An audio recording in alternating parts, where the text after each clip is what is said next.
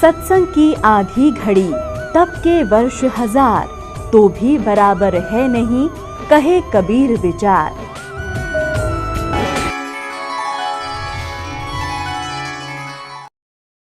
जो भक्ति नहीं कर रही है, आप जी को धर्मराज के दरबार में, न्यायाधीश के दरबार में खड़ा कर दिया जाएगा, जो काल का न्यायाधीश है, और वहाँ जाकर के आपसे पूछेंगे कि भाई निकाल क्या लाया गठड़ी में, दिखा तेरा परस, कितनी माया इकट्ठी करके लाया तू। जो पूंजी लेकर गया था मनुष्य के श्वासों की, अब दिखा कितना कमा के लाया। फिर ये नीचे को मुंह कर लेगा ऐसे।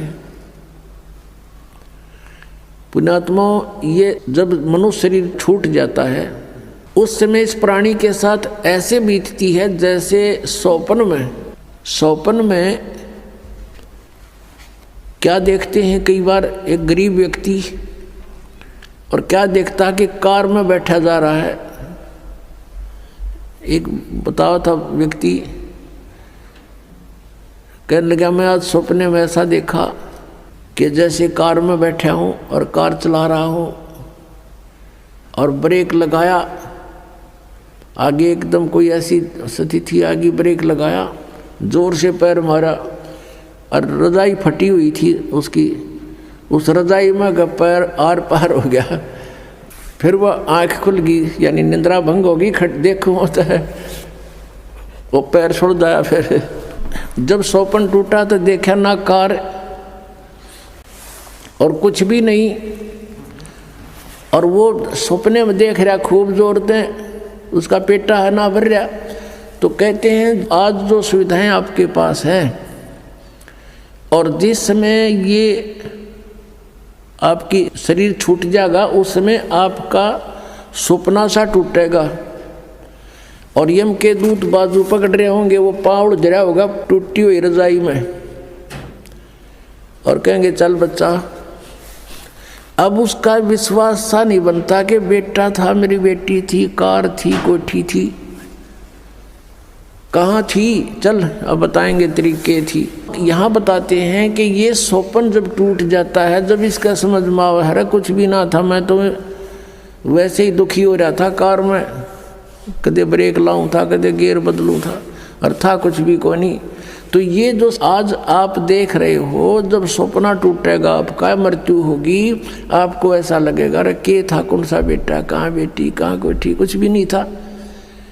अब समझ लेना सपने के बाद आपको क्या प्राप्त होता है, याद रह जाती है वो। तो धर्मराज के दरबार में जा करके इसको खड़ा कर दिया जाता है। फिर वो पूछता भाई निकाल, उसको तो मालूम तो होता है ये सारा।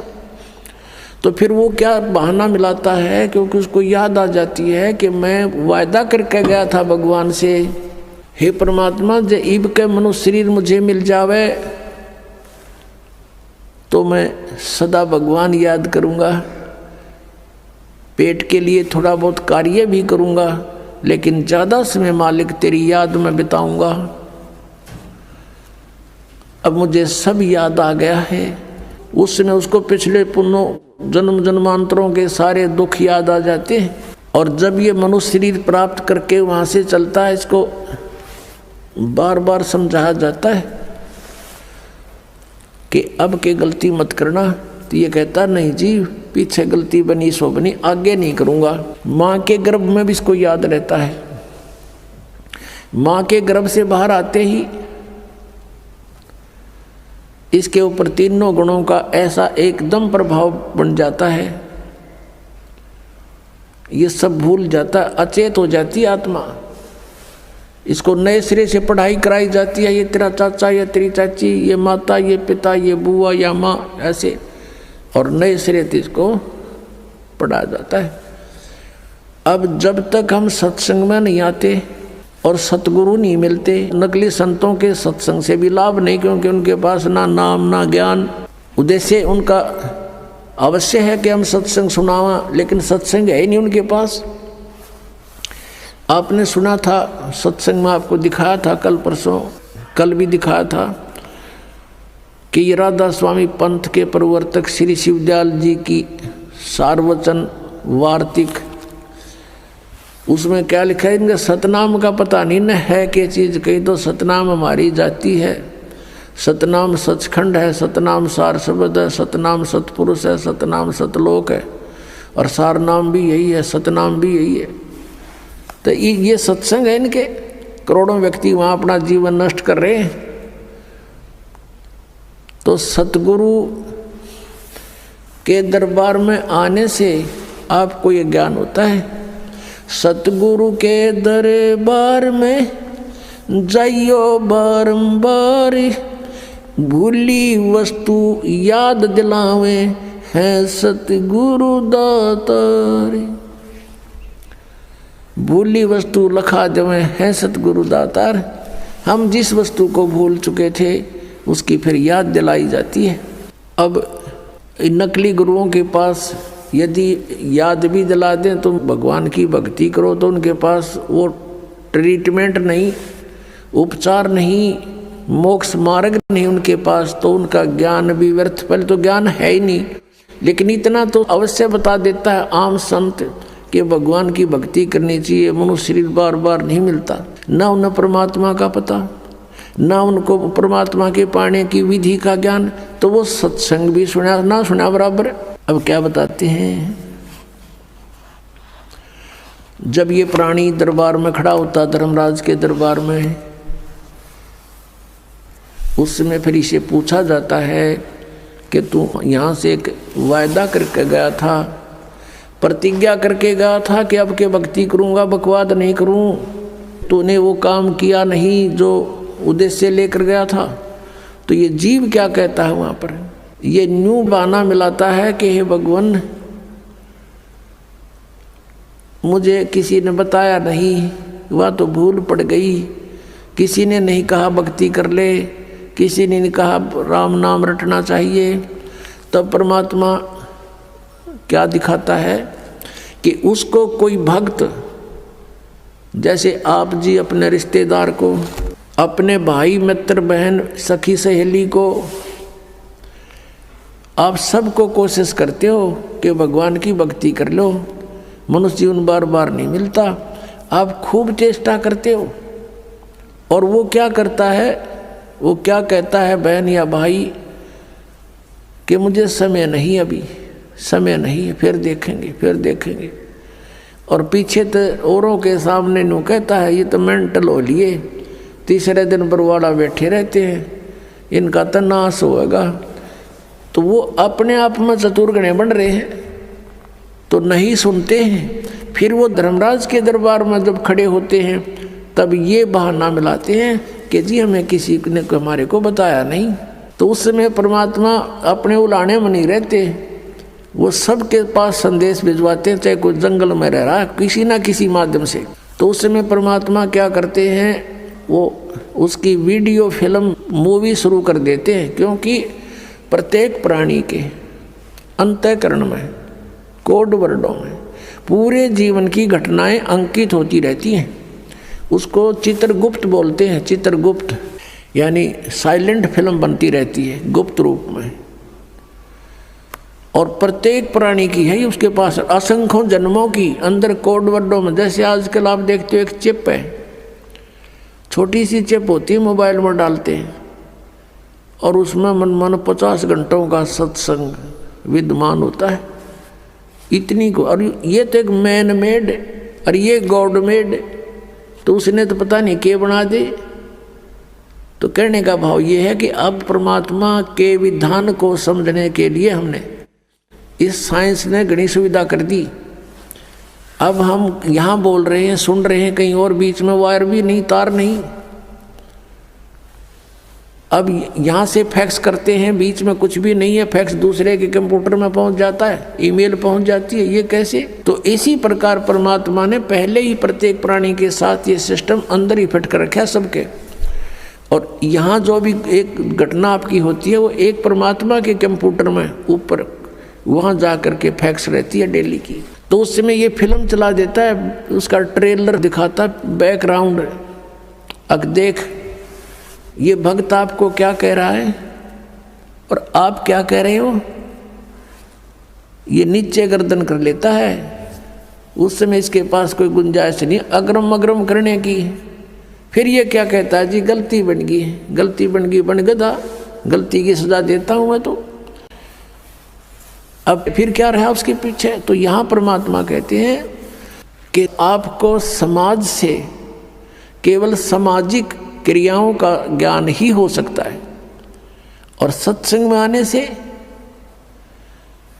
आपको आत्मा और परमात्मा का ज्ञान होगा। जैसे मन नेकी कर ले 2 दिन का मेहमान, मन नेकी कर ले 2 दिन का मेहमान।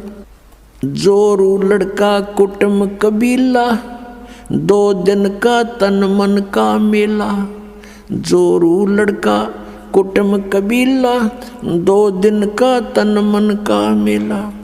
अंत काल उठ चले अकेला ये तजमाया मंडान। मन नेकी कर ले 2 दिन का मेहमान, मन नेकी कर ले 2 दिन का मेहमान। कहाँ से आया कहाँ जावेगा, तन छूटे तब कहाँ समावेगा। कहाँ से आया कहाँ जावेगा, तन छूटे तब कहाँ समावेगा। आखिर तुझको कौन कहेगा, गुरु बिन आत्म ज्ञान। मन नेकी कर ले 2 दिन का मेहमान, मन नेकी कर ले 2 दिन का मेहमान। कौन तुम्हारा सच्चा साईं, झूठी है ये सकल सगाई। अब परमात्मा कहते हैं तू नो पहचान कर ले तेरा सच्चा मालिक कौन है, सच्चा साईं कौन है। और फिर कहते हैं ये जो तेरे नाते हैं, रिश्ते हैं, ये तो अस्थायी हैं। आपको यहाँ एक लालच में भलो कर रखा हुआ है। कौन तुम्हारा सच्चा साई, झूठी है ये सकल सगाई। चलने से पहले सोच रे भाई, कहाँ करेगा विश्राम। मन नेकी कर ले 2 दिन का मेहमान, मन नेकी कर ले 2 दिन का मेहमान। हर हट माल पनघट जो भरीता, आवत जात बरे और रीता। जुगन जुगन तू मरता जीता, करवा ले रे कल्याण। मन नेकी कर ले 2 दिन का मेहमान, मन नेकी कर ले 2 दिन का मेहमान। 184 की सह तरासा, ऊंच नीच घर लेता बसा। 184 की सह तरासा, ऊंच नीच घर लेता बसा। कह कबीर सब मिटाऊं रसा, कर मेरी पहचान। मन नेकी कर ले 2 दिन का मेहमान, मन नेकी कर ले 2 दिन का मेहमान। 184 की सह तरासा, ऊंच नीच घर लेता बसा।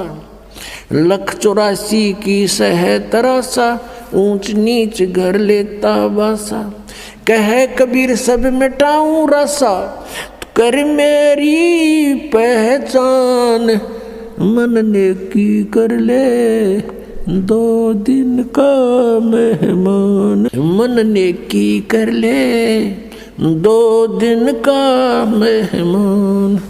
अपने आत्माओं, हम बहुत ही अनजान हो चुके हैं, भगवान से दूर हो लिए, और हम इस काल के इन नकली चोचलों में घने रंगे जा चुके हैं। हम अपने परमात्मा को पहचान नहीं पा रहे। अब परमात्मा आए, आप देखोगे इतना मोटा कबीर सागर है, कबीर साहब की वाणी कबीर साखी न्यारी रहेगी, कबीर बीज का लगता है, और कबीर साहब की शब्दावली न्यारी। तो उस परमात्मा का उद्देश्य क्या था इतना थूक बिलोने का? क्योंकि वो हमारा पिता है और वो चाहता है कि अपने बच्चों को मैं ऐसा ज्ञान दे दूं ये मुझे पहचान लें, और परमात्मा को ना पहचान कर हम इस काल के जाल में असंख्य युगों से फंसे हुए हैं। अब इसमें क्या बताया है कि मन नेकी कर ले तो 2 दिन का मेहमान।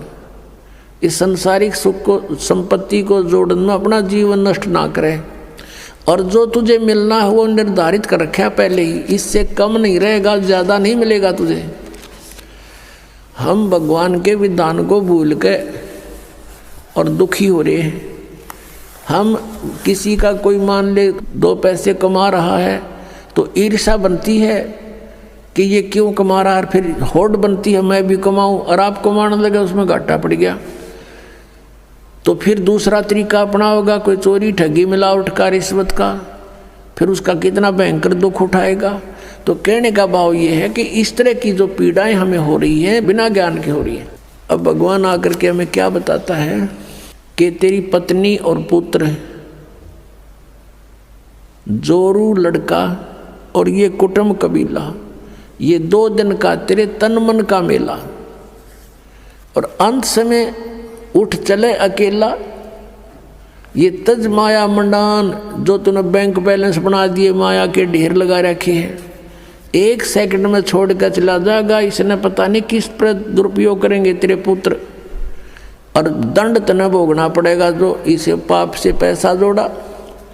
और फिर क्या बताते हैं, कहाँ से आया कहाँ जावेगा, तन छूटे तब कहाँ समाओगा। अरे हम घर से चलते हैं, जिस दिन किसी कारण से हम दूर देश जाना होता है दूसरे शहर में, तो जाने से पहले रात को रुकने की व्यवस्था कर लेते हैं कि कहाँ पर रुकेंगे, कुछ ना कुछ सोच के चलते हैं। चाहे ये सोच कर चलें होटल में रहेंगे, या ये सोच कर चलें कि वहाँ धर्मशाला में रहेंगे, या कोई मित्र रिश्तेदार का कोई एड्रेस ले लेते हैं। और संसार छोड़कर चलते हैं हम, कोई एड्रेस लेकर नहीं चलते, ना कोई व्यवस्था पैसे जेब में लेकर चलते कि वहाँ कुछ आगे जरूरत पड़ेगी। तो शरीर छोड़कर जाने के लिए जो करेंसी हमने ले जानी होती है वो पहले से ही उसके चेंज करानी पड़ती है करेंसी को। अब ये चेंज यहाँ पर वाला आश्रम में होती है और कहीं नहीं हो सकती, क्योंकि उनकी साधनाएं शास्त्र विरुद्ध हैं। और यहाँ पर है आप धर्म पुण्य करते हो, ये आपकी करेंसी चेंज होगी, ये यहाँ तो आवेगी, और इसका जब यहाँ संसार छोड़कर जाओगे आपको आगे रखी पाओगी आपकी उस बैंक में, भगवान वाले में। तो क्या बताते, कहाँ से आया कहाँ जावेगा, कहाँ से आए थे तुम कोई पता नहीं, और शरीर छोड़ के फिर कहाँ जाएगा पता नहीं। तो ये इसको आत्मज्ञान कहते हैं। और क्या कहते हैं परमात्मा, कहाँ से आया कहाँ जावेगा, तन छूटे तब कहाँ समाओगा। आखिर तुझको कौन कहेगा, गुरु बिन आत्म ज्ञान, मन ने की कर ले 2 दिन का मेहमान। अपना आत्माओं, हम इतनी गहराई से सोचते नहीं भगवान के इस विचार को, वो क्या कहना चाहते हैं। अब कैसे बोलते थे परमात्मा, कहीं भी जाकर खड़े हो जाते थे कबीर परमेश्वर, और अपनी आवाज़ में परमात्मा अपनी अमृतवाणी को बोलना शुरू कर देते। जैसे ये शब्द आपको सुना रहा है ये दास, इसमें कितना गहराई भरी हुई है। कहते हैं कि तू संसारिक व्यवहारिक लोगों से संपर्क में है, और वो तुझे केवल व्यवसाय की ट्रेनिंग ही दे सकते हैं, व्यवहारिक बातें ही बता सकते हैं तो कितने अच्छी आत्माएं हैं। लेकिन तुझको गुरु के बिना ये आत्मज्ञान कोई नहीं बता सकता। आखिर तुझको कौन कहेगा, गुरु बिन आत्म ज्ञान, मन ने की कर ले 2 दिन का मेहमान। अपने आत्मा ये शब्द गान के नहीं, ये रोण के हैं। अब ये गाना नहीं है जैसे किसी का पुत्र मर जाता है और वो माई रो रही होती है और वो गा भी रही होती है, लेकिन वो गा नहीं रही उस समय, वो रो रही होती है उस गाने के माध्यम से। तो यहाँ परमात्मा रो रहे हैं हमारे को कि तू कहाँ संसारिक व्यवहारिक बातों में सारा जीवन नष्ट कर रहा है, तुझे गुरु के बिना कौन बताओगा, तू कौन है, कहाँ से आया, उद्देश्य क्या था तेरा, आखिर तुझको कौन कहेगा। गुरु बिन आत्मज्ञान है और उसके निकट नहीं जा रहे तुम। आप देखते हो कितने व्यक्ति सत्संग में आते हैं, बाकी सारे अपने पेट के लिए दिन रात बस दौड़ धूप मचा रहे हैं। और ये सौभाग्य आपका कि आप गुरु का ज्ञान सुनने को मिल गया। ये नकली गुरुआं तभी बात ना बनती परमात्मा के सामने। इस काल ने कितनी कठिनाई पैदा करी, झूठे गुरु भेज दिए, नकली ज्ञान बतावें, नकली नाम बतावें, और ये भोली आत्मा उनको परम धनी मान के पूर्ण गुरु मान करके आंखें बंद करके बैठे श्रद्धालु। अब उनको कहते हैं कि तुम्हारी साधना गलत है, वो नाराज हो जाते हैं और लड़ने को उतारू हो जाते हैं। अब भोली आत्मा है, उन्होंने तो उनको पूर्ण संत मान रखा है, उनको क्या कहेगा पता नहीं।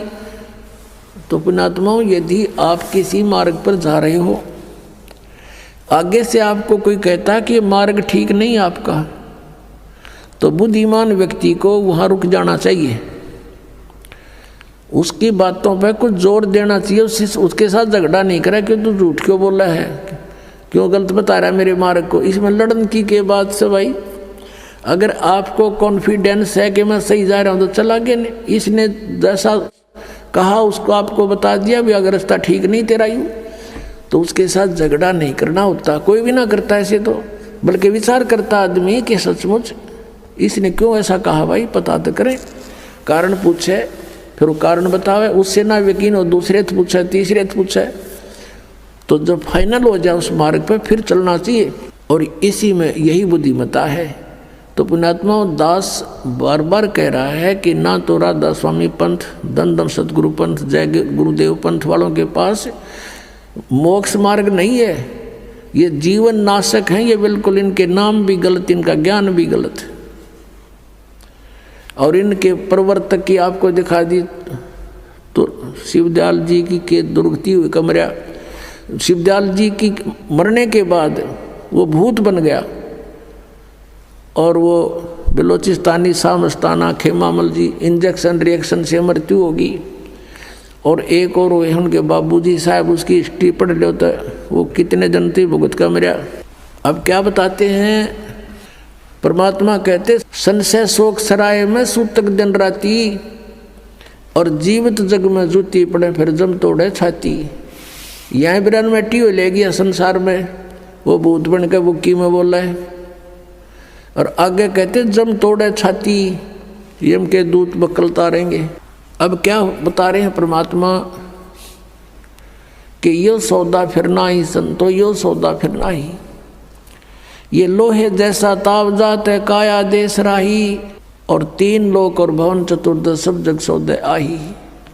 फिर बताते हैं कि ये दम टूटे पिंडा फूटे लेखा दरगाह माही, उस दरगाह में मार पड़ेगी त्रियम पकड़ेंगे बाही।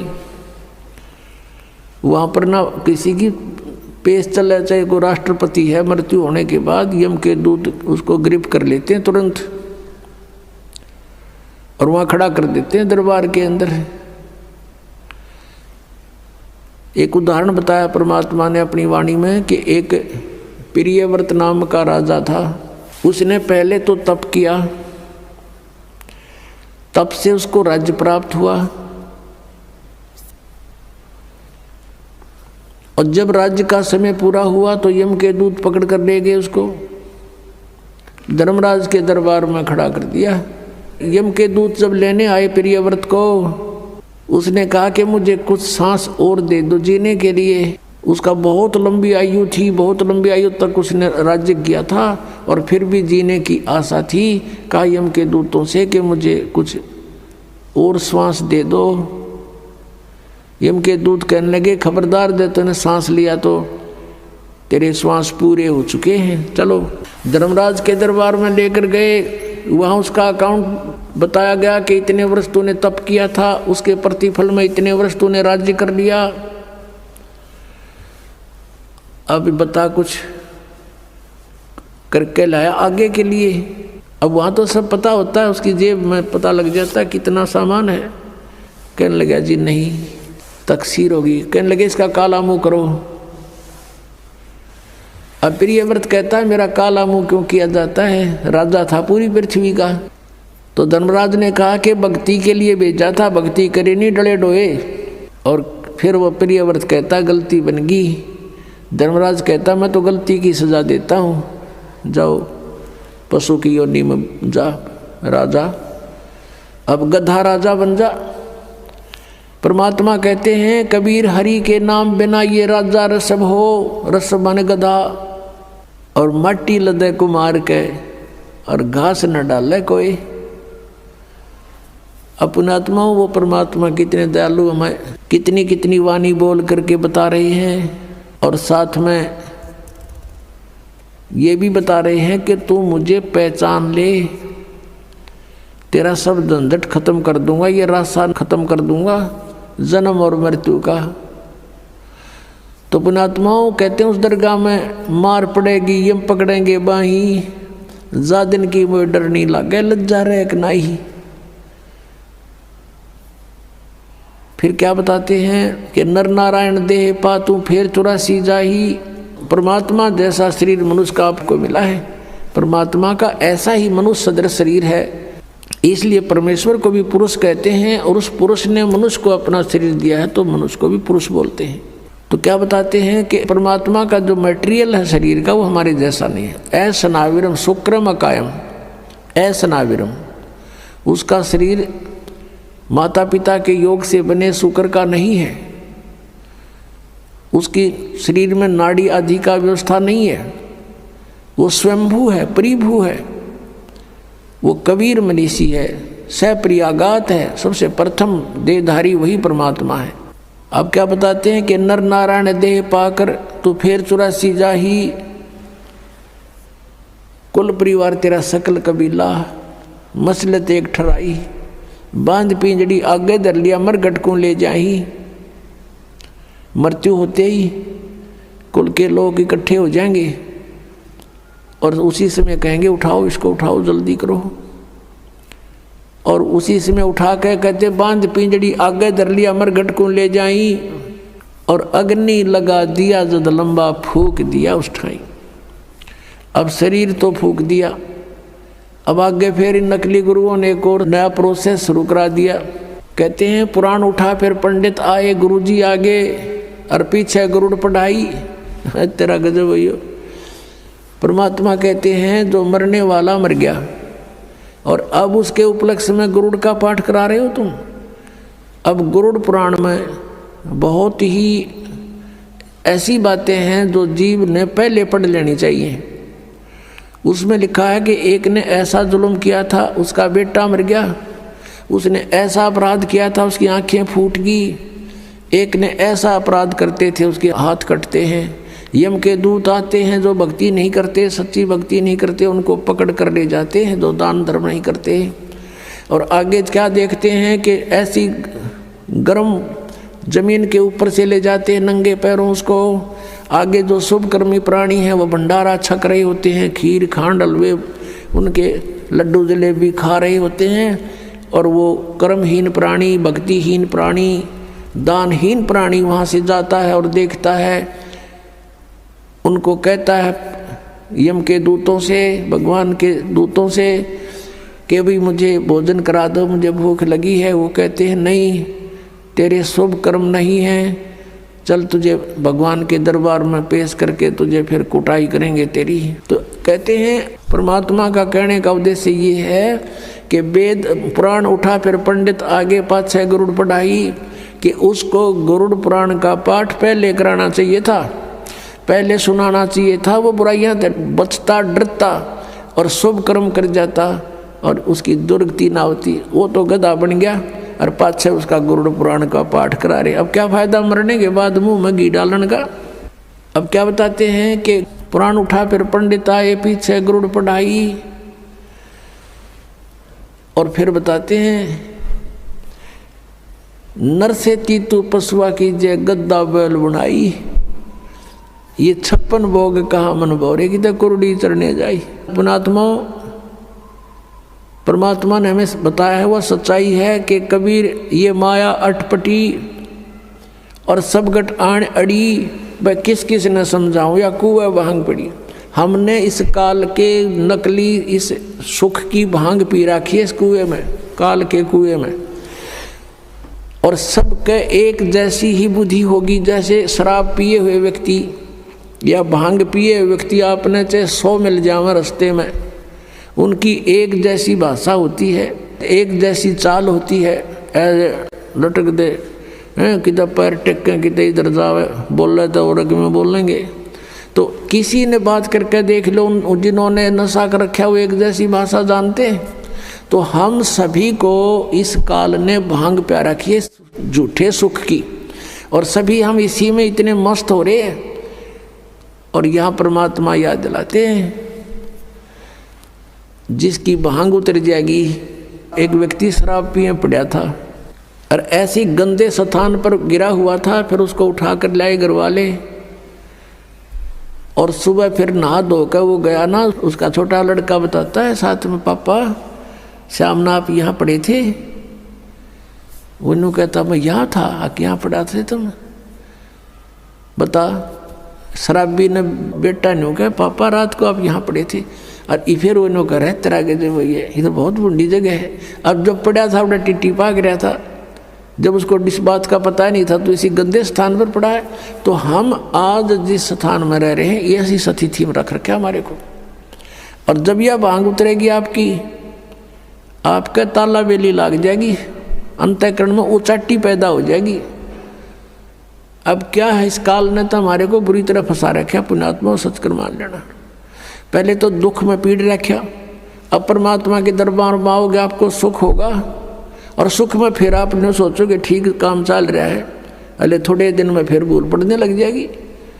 तो इसके लिए परमात्मा कहते हैं सुख के माथे पत्थर पड़ो, नाम हृदय से जावे, बलिहारी उस दुख के जो पल पल नाम रटावे। अब कबीर साहब कहते हैं आपने ये धारणा बनानी चाहिए कि आग लगाई से सुख का जिससे भगवान की भूल पड़े। हे भगवान ऐसा सुख भी ना देना जिससे आपकी भूल पड़े, ऐसा दुख भी दिए रखना परमात्मा। धन्य है वो दुख जिससे आप याद आओ, आपके ऊपर कष्ट आए, आपने सब जगह ट्राई की, नहीं बात बनी, आप यहाँ भी ट्राई करने आए हैं कुछ तो। और यहाँ तो यह बात पक्की बनेगी जब मन में आपने सच्चे दिल तो भक्ति की और नाम ले लिया था, मर्यादा रखनी पड़ेगी। तो फिर आपको ये सुख तो होंगे ही होंगे, लेकिन इन ही सुखों तक सीमित मत रहना। यहाँ आने वाले को एक आगाह किया जाता है कि बरुवाला आश्रम आने से पहले आप केवल दुख निवारण कराने के लिए उद्देश्य लेकर मत आना। यहाँ उद्देश्य लेकर आओ कि हमने जन्म मृत्यु के कैर से बचना है। उसके साथ ये तो आपको फ्री ऑफ कॉस्ट रूंगे में दिए जाते हैं। रूंगे में ये जो संसारिक सुख हैं, आपके कष्ट निवारण है, तो रूंगे में दिए जाते हैं। ये हमारा बिजनेस नहीं है, यहाँ हमारा उद्देश्य नहीं है। अब जैसे पहले समय में गांव में कोई ये सब्जी बेचने आया करते और कोई फल फ्रूट भी बेचने आते थे, तो वो कैसे सौदा करा करती थी हमारी दादी। उस समय ऐसे सौदे हुआ करते थे जैसे गेहूं का बेला भर लेगी और उसकी तराजू में डाल दिया, और वो उसको कणक के कोई 2 बार कोई 1.5 बार ऐसा उसके बदले में 2 बार जैसे सब्जी तोल दी गेहूं के बदले में। वो तो ले लिया जो लेना था माई ने, वो जो सौदा करना था वो तो कर लिया। उस गेहूं के 1 बेले यानी 1 किलो के बदले में 2 किलो 2 बार तोल ली वह सब्जी, जो उसका रेट था वो ले लिया। फिर नो क्या करती, भाई रूंगा और दे। रूंगा मीन फ्री ऑफ कॉस्ट। वो फिर एक दो और आलू घेर देती, नो कहे ना भाई और दे, वो एक दो और घेर देता, उसको रूंगा बोला करते, रूंगा। तो यहाँ कहने का भाव ये है कि जो असली सौदा है वो तो आपका जन्म और मृत्यु का दुख बटेगा यहाँ पर, और जो ये संसारी छोटे मोटे कष्ट आपके ऊपर हैं, कोई घाटे बाधे के दुख हैं, ये तो रूंगे में दिए जाएंगे यहाँ पर आपको, रूंगे में, फ्री में। ये सौदा नहीं हमारा, ये तो आप डिमांड करते हो इसलिए ठा के दे दिए, 2 आलू खा लो। तो ये जो आपके ऊपर जो कष्ट आए हैं, कोई प्रेत बाधा है, या कोई किसी ने श्राप कर रखा, कोई घायल गलवा रखी है, या कोई पाप कर्म प्रारब्ध का दंड है, ये तो रूंगे में काटेंगे कबीर भगवान। आपका असली रोग तो जो है जन्म और मृत्यु का है। अब क्या बताते हैं, नर से तीतू पशुआ की जय गद्दा बैल बनाई, ये 56 भोग कहाँ मन भोरे, कि तकुरेड़ी चरणे जाई। पुणात्माओं, हमने इस काल के इस झूठे सुख की भांग घनी पी रखी है, और हमारा आज यकीन ना होता कि हम गधे भी बनेंगे, और हम कुत्ते गधे सुअर बनेंगे, और वो आहार करेंगे जो आज वर्तमान में कुत्ते गधे कर रहे हैं। उसके लिए याद दिलाते हैं, सुखदेव ने 84 भुगती बना पजावे खरवो, तेरी क्या बुनियाद पुरानी, तू पेंडा पंथ पकड़े वो। कहते सुखदेव जैसे ऋषि ने 84 लाख प्राणियों के शरीरों में कष्ट भोगना पड़ा। सुखदेव ने 84 भुगती बना पजावे खरवो, और तेरी क्या बुनियाद पुरानी, तू पेंडा पंथ पकड़े वो।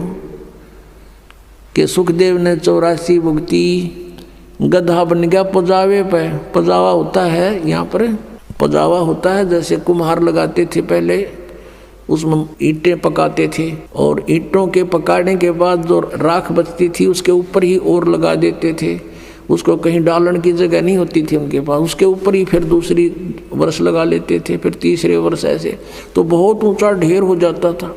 और गधे पे नीचे से कच्ची ईंटें डालते हैं उसके कमर के थैले पे, और नीचे से कच्ची ईंटें ले जाते हैं, कच्ची उतारते, पक्की फटाफट ठोक देते हैं उसके ऊपर, और फिर देकर डंडा नीचे को धक्का दे देते हैं। 1 सेकंड की भी उसके पास समय नहीं है, नीचे से भी लद्दा जाता है, ऊपर से भी लद्दा आता है, और कमर टूट जाती है गधे की। और शाम को आहार करने के लिए कहाँ जाता है, कुर्डियों पर, यानी बाहर मैदान में, वहाँ खाता है, फिर चारा भी बाहर चर के आता है, और सेवा को मार की करता है। और फिर टूटी कमर पर जख्म हो जाता है, उसको कौवे नोचते हैं, उसी जख्म के ऊपर आते ही कुम्हार जो कानू वो थैला रख देता है, और ईंटें भर के फटाफट उसको स्टार्ट कर देता है, लेकर लठ। और फिर देखो पुणात्मा, अपना शरीर यहाँ कहीं से छुल जा, खाल थोड़ी सी किसी कारण से भी, और उसके ऊपर कपड़ा भी लग जाना, कपड़ा वैसे भी आँखों में पानी आता है, इतनी पीड़ा होती है। और आज वो अफलातून जब राजा बना हुआ था, भक्ति करी नहीं, सच साधना की नहीं, आज गधा बना हुआ है, कमर टूटी है, ऊपर थैला, और थैले के अंदर से कोरस सैंड, यानी वो खोरा ईंटों का जो रेत, वो जख्म पर गिरता आकर के, और ऊपर से ईंटों की रगड़ लगती है उसके, ऐसे चलते चलते, और उसकी आंखों में से पानी आता है, वो कुछ नहीं कर सकता, विवश है। अपनात्माओं, पहले तो हम भी ऐसे ही थे, अब परमात्मा की दया से आत्मा निर्मल हुई, ये बातें याद आती हैं तो भी शरीर कांप जाता है। और एक बार नहीं, असंख्यों बार, एक बार नहीं असंख्यों बार ये कष्ट उठाए हमने। अपनात्माओं, आपको कितना राहत होने जा रही है, कितना लाभ होने जा रहा है, आप नहीं समझ सकते इसको। और हम कितना कष्ट उठा चुके हैं असंख्यों बार। ये तो एक बार के गधे का एक दिन की बता रहे हैं, ये कष्ट एक दिन में ऐसा होता है, और एक गधे का जीवन कितना। अब इसलिए बताते हैं सतगुरु के उपदेश का, जय सतगुरु की संगत करते सकल कर्म कट जाई, अमरपुरी पर आसन होते जहां धूप ना छाई। यदि सतगुरु की संगत करते, शरण में आ जाते, ये नकली सतगुरुओं की नहीं बात बनती, तो कहते हैं ये कैसा दुख आपके ऊपर हो रहा है, किस प्रकार बाईपास निकालेंगे संत, अब कितने दुख होते हैं प्राणी पर। आध्यात्मिक मार्ग को आध्यात्मिक घटनाओं से ही तोला जाता है, किसी के कहने मात्र से नहीं। आपको दिखाते हैं कि इतिहास, एक पुण्यात्मा का, उसके ऊपर कितनी आपदाएं आई, और जो धन आपको प्राप्त होने जा रहा है, जो ज्ञान और भक्ति और विधान आपको मिलने जा रहा है, उससे आपको कितना बेनिफिट होगा, कितना राहत मिलेगी। अब परमात्मा कहते हैं, धर्मदास तो 1,00,000 दुहाई और ये सार शब्द की दबार न जाई। आज तक जो परमात्मा ने इस तत्व ज्ञान को और इस तत्व नाम को, सार नाम को, असली मंत्र को छुपा के रखा हुआ था, क्योंकि सतयुग त्रेता द्वापर में ये प्राणी दुखी नहीं होता और पिछले पुण्य कर्म इसके घने साथ होते हैं, जिस कारण से कोई भी कुछ भी साधना भक्ति कर रहा होता है उसमें भी वो सुखी रहता है। वो ये सोचता है मुझे इस साधना से ये सुख प्राप्त है। इस कारण से सतयुग त्रेता द्वापर में परमात्मा ने काल को छूट दे दी थी। इसने प्रार्थना की करके मांगा था और कह दिया था, ठीक है भाई, 3 युगों में हम नहीं ले जाएंगे प्राणी, और चौथे युग कलयुग में हम ले जाएंगे। तो कलयुग से पहले का कोई इतिहास दिखा दो, कोई मुसलमान न्यारा बना हो या ईसाई अलग बना हो या कोई जैनी अलग बना हो। हम वेदों अनुसार साधना करते रहे, एक ही हमारा इतिहास था, वर्ण केवल कर्म आधार से थे। अब कलयुग में देख ले हमारे अंदर कितनी इसने फूट डाल दी।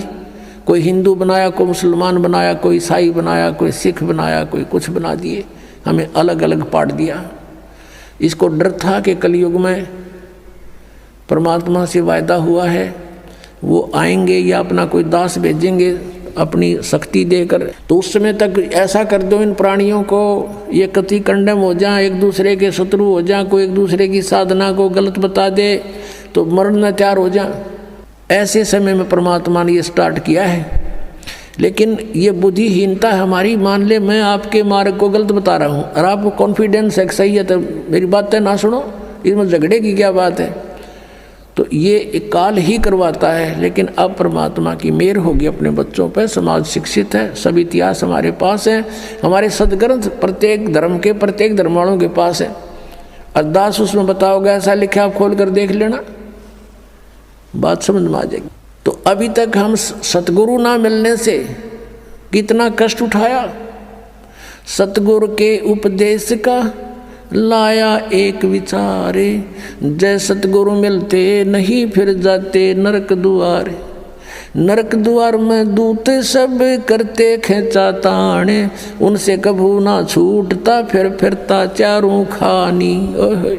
चार खानी में भरमता कबू न लगता पारे, सो फेरा सब मिट गया मेरे सतगुरु के उपकार। 7 समंदर की मसी करूं और लेखनी करूं बन राय, धरती का कागज करूं गुरु गुण लिखे न जाए। जैसे मोती ओस का ऐसी तेरी आव, गरीब दास करो बंदगी बोहर ना ऐसा दाव। अब ये दाव है, ये आपका मौका लगा है, ये बार बार नहीं लगता। अब जैसे आप जी आज मनुष्य शरीर प्राप्त है आपको, और वैसे तो यहाँ सुख नहीं है, लेकिन हमने इस झूठे सुख को सुख मान रखे। परमात्मा कहते हैं झूठे सुख को सुख कहे ये मान रहा मनमोद, खुशी मना रहा है ये मूर्ख मन। 1 सेकंड में ना जाने के बिजली गिर जाए यहाँ पर, कहाँ गई वो खुशी जिस कोठी और बंगले को तू अपनी मान का फूला नहीं समावे था। 1 सेकंड में मृत्यु, 6 महीने 1 साल के बाद फिर कुत्ता बनकर उस गली में वहीं सैर सपट्टा, टूक भी ना मिल रहा, उस कोठी में कोई झांखड़ भी ना दे आपको। तो पुण्यात्मों ये बातें कैन सोंद की नहीं, ये कृपाड़न की हैं। इनके ऊपर गहनता से चिंतन करना पड़ेगा और आपने फूंक फूंक के कदम रखना पड़ेगा इस भक्ति मार्ग में, और बहुत सावधानी बरतनी पड़ेगी। मर्यादा में रहना पड़ेगा। जैसे बच्चा खेलते समय फाउल होने का बहुत ध्यान रखता है और वही सफल होते हैं, और खड़ा होते ही फाउल हो जाए वो कहेगा प्लेयर है, फिर वो तो मूर्ख आदमी है। तो पुण्यात्माओं, आपने इस परमात्मा के खेल में प्रवेश पाया है, अब सफल होके दिखाओ, शाबाशी मिले भगवान के दरबार में। ये छोटी छोटी लालच लोभ में हम अपना जीवन बर्बाद कर जाते हैं।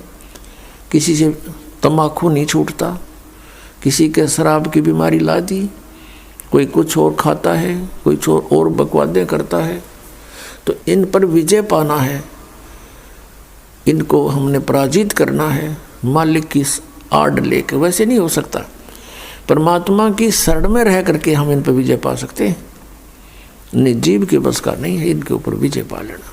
आज हमें मनुष्य जीवन प्राप्त है, इसमें आप सुख भी महसूस कर रहे हो, और परमात्मा कहते हैं कल मृत्यु हो जाती है 1 सेकंड में।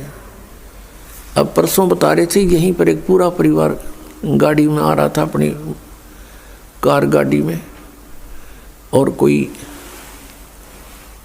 तूड़े का भरा हुआ ट्रैक्टर जा रहा था या ट्रक था, उसके साथ दुर्घटना होगी। बराबर से उस गाड़ी की छत भी पाड़ लेगी, उसकी ट्रक की कोई बाहर निकली हुई थी एंगल से, और 5-6 बच्चों के, उनके माता पिता की गर्दन काट के अलग डाल गया 1 सेकंड के अंदर। बताओ उनकी क्या क्या आशाएं थी, क्या क्या उन्होंने सोच रखा था, वहाँ से करेंगे, ये करेंगे, और उसमें भी पता नहीं क्या बतला रहे होंगे 1 सेकंड में। और यहाँ हम आँख मीच कर बैठे गुग्गू बन के, और यही कोठी बंगले बनाने में अपना जीवन व्यर्थ करने लग रहे हैं, क्योंकि हमें ज्ञान नहीं था। सबसे बड़ा हानि हमारे को हो रहा था कि हमें ज्ञान नहीं था। अरे ज्ञान भगवान दे दिया, और फिर भी हम इस पर तो ना नहीं सफल होंगे, तो हमारे जैसा नालायक नहीं इस पृथ्वी पर। अब सोचने का विषय है, विचारणीय विषय है कि आप जिन कोठियों को, संपत्ति को, संतान को अपना मानते हो, ये आपका नहीं है। ये दूसरी बात है, क्योंकि हम जीव संज्ञा में हैं, ये हमारे बात समझ में आती नहीं।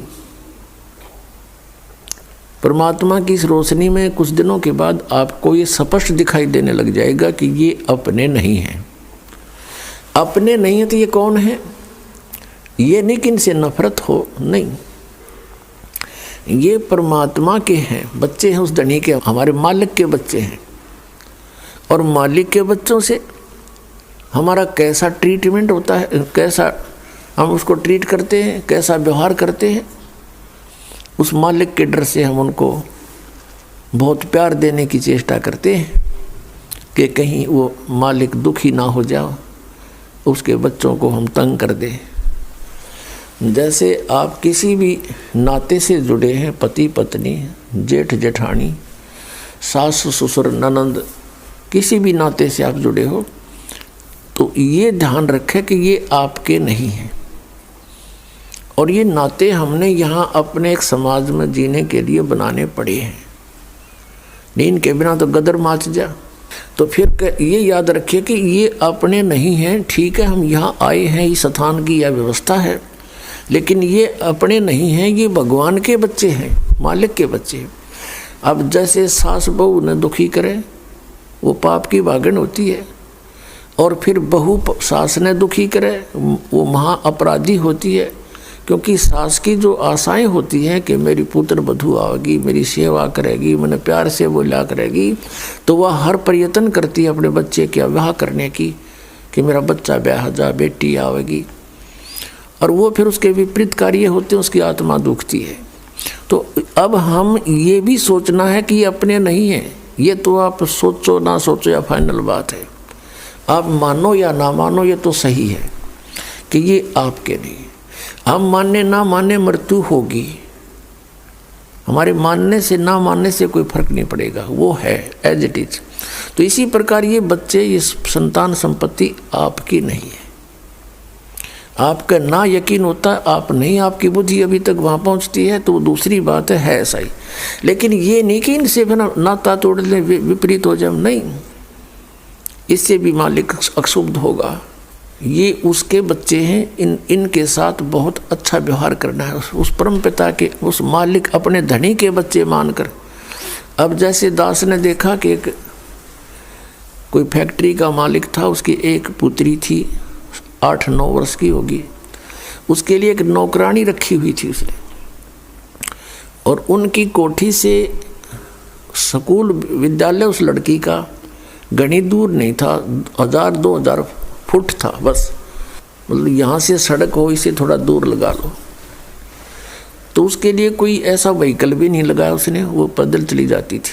वो नौकरानी गर्मियों के दिनों में उस मालिक की बेटी पर छाता रखती थी छोटा सा, और स्वयं धूप में चलती थी।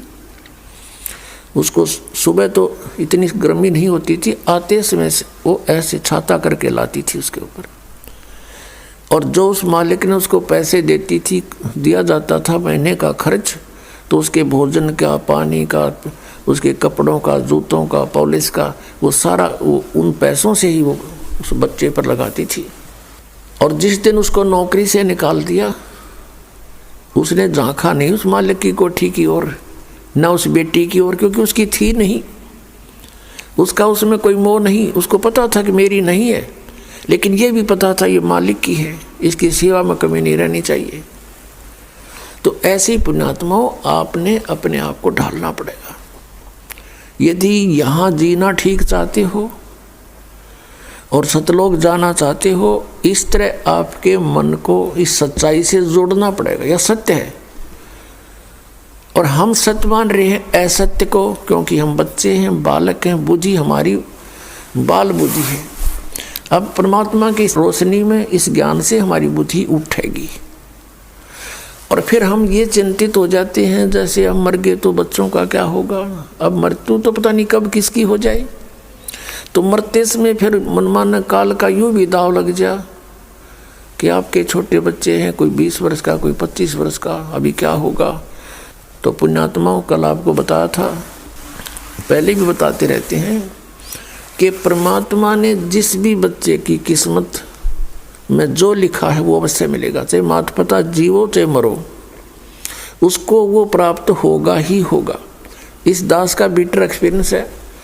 ऐसा देखा हमारे रिश्तेदारी में, एक छोटे छोटे बच्चों का पिता मर गया, और वो रो रहा था मरते समय, हाय मेरा क्या, मेरे बच्चों का क्या होगा, मेरे बच्चों का क्या। हम भी दुखी थे उस बात से, सचमुच इनका क्या होगा, जब तक इस दास को उपदेश प्राप्त नहीं हुआ था। अब वो तो होना था, हो गया, 6 महीने रो पीट के अपना सेट हुए, और यहाँ कोई विकल्प नहीं।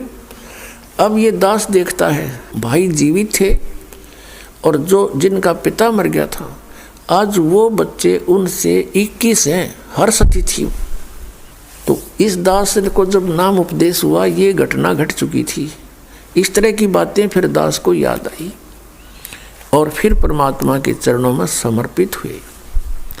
उसी समय कुछ एक ऐसी घटनाएं समाचार पत्रों में, क्योंकि पहले तो हम पढ़ते थे कोई भी कथा, एक वैसे सुन लिया फलाना मर गया, एक्सीडेंट हो गया, लेकिन फिर कलेजे में रखी जाती थी ये बातें जो हम सुना करते थे।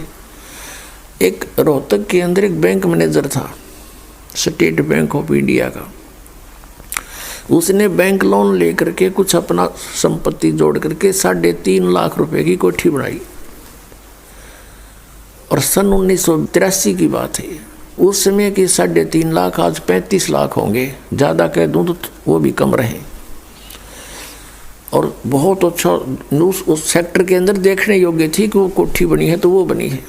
उसकी मुहूर्त करनी थी, उसने सब रिश्तेदार बुला रखे, वो जंतर मंतर करनी है, उसके मुहूर्त करनी है बुला रखे, और गुट्टी सूटी लानी है मित्र बुला रखे कि एक भाई वो पंडित जी कर लिया अपने लटोटर पटोटर से, फिर अपना गुट्टी लावांगे, जश्न मनावांगे। अब उस समय उसने कुछ वस्तु लानी पड़ेगी बाजार से। सुबह मुहूर्त से 1 घंटा पहले स्कूटर उठाकर, 2 व्हीलर स्कूटर, और लेने गया था सामान। मेडिकल मोड़ के पास एक 2 व्हीलर से 2 व्हीलर टकरा गए, स्कूटर से स्कूटर, और वहीं गिर गया। कनपट्टी लगी फुटपाथ पे, और लगते मर गया। अब चाट ले उस 3.5 लाख की कोटी ने। अब कुत्ता बनकर सैर सपट्टे करेगा वहीं पर, और उसने कोई घुसन ना दे उसमें। तो इस तरह की जो घटनाएं घटी वो इस दास के हृदय में दरी गई। फिर धीरे धीरे परमात्मा की दया हुई, परमेश्वर ने आशीर्वाद दिया, गुरुदेव ने उपदेश दिया, वो नाम देने का आदेश दे दिया, दीक्षा देने का। दास ये सर्विस करता था। सर्विस के दौरान ही सैटरडे संडे को सत्संग करने लगा। 2 वर्ष सन 1994 में इस दास को नामदान करने का आदेश हुआ। फिर देखा वर्कलोड बहुत हो गया, रजादाता की बहुत भक्त होने लगे, सत्संग बहुत बढ़ गए। दास सर्विस करता था, junior engineer civil Haryana state की। नौकरी त्याग दी। एक ही काम हो सके था, या तो परमात्मा का आदेश पालन हो सकता है या फिर वो दूसरी नौकरी हो सकती थी। तो उसमें नौकरी त्यागने से पहले मन में बहुत विकल्प संकल्प उठे। बच्चों का क्या होगा, कहीं भूखे ना मर जाएं। फिर परमात्मा प्रेरणा देता कि यदि कल तेरी मृत्यु हो जाती है, तू क्या ठेकेदारी लिए बैठा है, इनका पालन परमात्मा ही करेगा। इस तरह की बहुत सी उतार चढ़ाव के बाद फिर परमात्मा ने दया बख्शी, या सेवा दे दी, मजदूरी दे दी इस दास को, उसके बच्चों को जगाने की, उन धनियों को जगाने की। दास को एक कुत्ते की ड्यूटी मिली, भौंकने की। आप सभी धनी हो, आप पिछले पुण्यकर्मी प्राणी हो, आपको जगाना इसलिए आवश्यक है कि आपके चोरी हो रही है, आपकी अनमोल जीवन नाश हो रहा है। जो जाग जाता है कुत्ते के भौंकने से आवाज़ सुनकर, वो अपना धन बचा लेता है। और जो उस समय भी गफलत कर जाता है, सोता रहता है, तो सुबह वो देखता है तो उसका बहुत लॉस हो चुका होता है। तो पुण्यात्माओं, ये वो शुभ दिन है, ये शुभ अवसर है जिसके उपलक्ष्य में ये 5 दिवसीय समागम किया गया। फागुन की अमावस्या 17 फरवरी 1988 को इस दास को उपदेश मिला, इस दास का आध्यात्मिक जन्म हुआ। उस दिन के बाद एक नए जीवन की शुरुआत हुई। आत्मा में न्यारी उमंग हुई। दिन रात भक्ति, मालिक की वाणी, सतगुरु का संग करने लगा।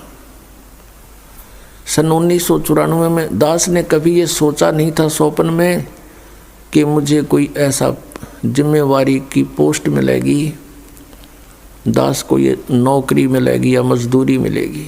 कभी भी नहीं सोचा था। दास क्या करता था, अपने आसपास के संबंधी मित्रों को, वैसे जो भी संपर्क में आता था, परमात्मा का ज्ञान सुनाता था, उनको तैयार करके अपने गुरुदेव से उपदेश दिलाता था। सन 1994 के अंदर गुरुदेव ने, मैं कुछ भक्तों को नाम दिलाने लेकर गया था। ऐसे बैठे थे बरंडे में, सामने सैकड़ों भक्त विद्वान थे। उस समय मेरे पूज्य गुरुदेव जी की आयु लगभग 105-6 वर्ष की हो चुकी थी, और इतना सुंदर चेहरा था, लाल शरीर था। 104 वर्ष की आयु में उनका चेहरा देखने योग्य था, वृद्ध अवश्य हो गए थे। और एकदम कहा कि रामपाल इधर आ। मैं बहुत पीछे बैठा था। दास की हिम्मत नहीं होती थी उनके सामने, क्यों डर लगता था कि सतगुरु के दरबार में मेरी थर थर कांपे दे, और ना जाने किसी बात पर मारा टूट न जावे दे, कोई ऐसी गतिविधि ना हो जाए जिससे गुरु जी क्षुब्ध हो जाए। इसलिए दास बहुत डर कर रहता था। नाम देने वाले आगे बैठे थे, दास बहुत पीछे बैठा था। और भी बहुत से नाम लेने वाले, दीक्षा लेने वाले आए हुए थे, और दास भी 5-7 को लेकर गया था, वो भी उन्हीं में विराजमान थे। मुझे पुकारा, में आगे चला गया, बैठ जा। और कहा कि आज के बाद तू उपदेश दिया करेगा। और वहाँ उपस्थित सैकड़ों तो उपदेश लेने वाले थे और भी बहुत उनके पुराने शिष्य भी थे। सबसे बोल दिया कि आज के बाद मैं किसी का गुरु नहीं और ये सब के गुरु हैं, इनसे दीक्षा लो। मैं एकदम घबरा गया, कति पसीने आ गए दास के, और वो तो अंतर्यामी थे। मैं इस चीज़ से डर गया कि इतने जिम्मेवारी की चीज़ कदे दादा ने करी ना परदादों ने करी नहीं, कि तो देखा नहीं, अनुभव नहीं ऐसा। वो तो अंतर्यामी थे, समझ गए कि चिंता ना करना, तेरे साथ रहूँगा, तेरे साथ मेरा आशीर्वाद सदा बना रहेगा। और फिर कहा कि विश्व में तेरे समान संत नहीं होगा।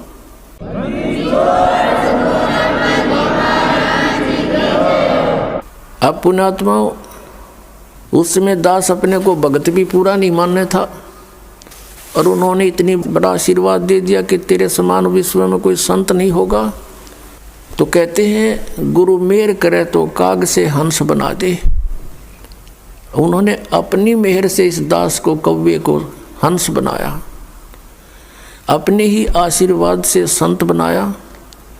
उस समय हमारी बाल बुद्धि थी, ये बात समझ में नहीं आई कि मेरे जैसा एक तुच्छ प्राणी और विश्व में मेरे समान कोई संत ना होगा।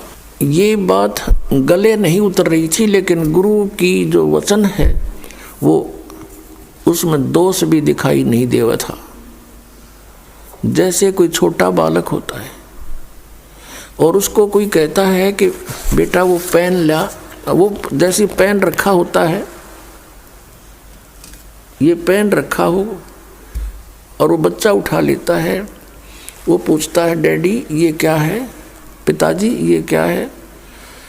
पिताजी कहता है बेटा पेन है। वो कहता है कि पेन है, पेन है। और इस बात को कहते कहते उसको रख के वो और खेल लग जाता है। कहने का भाव ये है कि उसको न तो ये अविश्वास है कि पिताजी जो कह रहा है वो गलत होगा, लेकिन उसकी बुद्धि इतनी बाल है कि इसको समझ नहीं पा रही ये पेन है। वो ऐसे उसको छोड़कर चला जाता है। तो इस दास की अब वो ऐसा स्थिति थी, उन्होंने कहा कि तेरे बराबर विश्व में कोई संत नहीं होगा। तो उस समय दास ऐसा स्थिति में था और वो जो कह रहे थे तो पेन था ही। तो अब इस बात का कुछ एहसास हो रहा है, क्योंकि अन्य संतों ऋषियों के जो अनुभव देखे दास ने, इनके पास तक खख भी को नहीं अध्यात्म ज्ञान का। तो हम इस योग्य नहीं थे, गुरु जी के आशीर्वाद से हो गए, यो ज्ञान हो गया, बुद्धि खुली। और इन महर्षियों के अंदर इनके झांक के देखा, इनके खुले वो बोरे जिन पर ISI मार्क ला रखा, गोबर पर रखा था इन्हें सब ने। किसी के पास मोक्ष मार्ग नहीं, सबकी दुर्गति हुई। पिछले इतिहास बतावें, हमारे ग्रंथ कहते हैं कुछ, ये हमें बता रहे थे उसके विपरीत। तो ये संत नहीं थे। आज आपके समक्ष है, क्योंकि बुद्धिमान समाज है। तो पुण्यात्माओं, जिस दिन आपका आध्यात्मिक जन्म होता है वो आपका वास्तविक जन्म है इस पृथ्वी मंडल पर।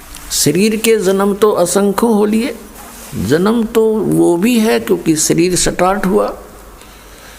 और अब आत्मा का जन्म समझो, आध्यात्मिक जन्म उसका उस दिन है जिस दिन सतगुरु मिल गए।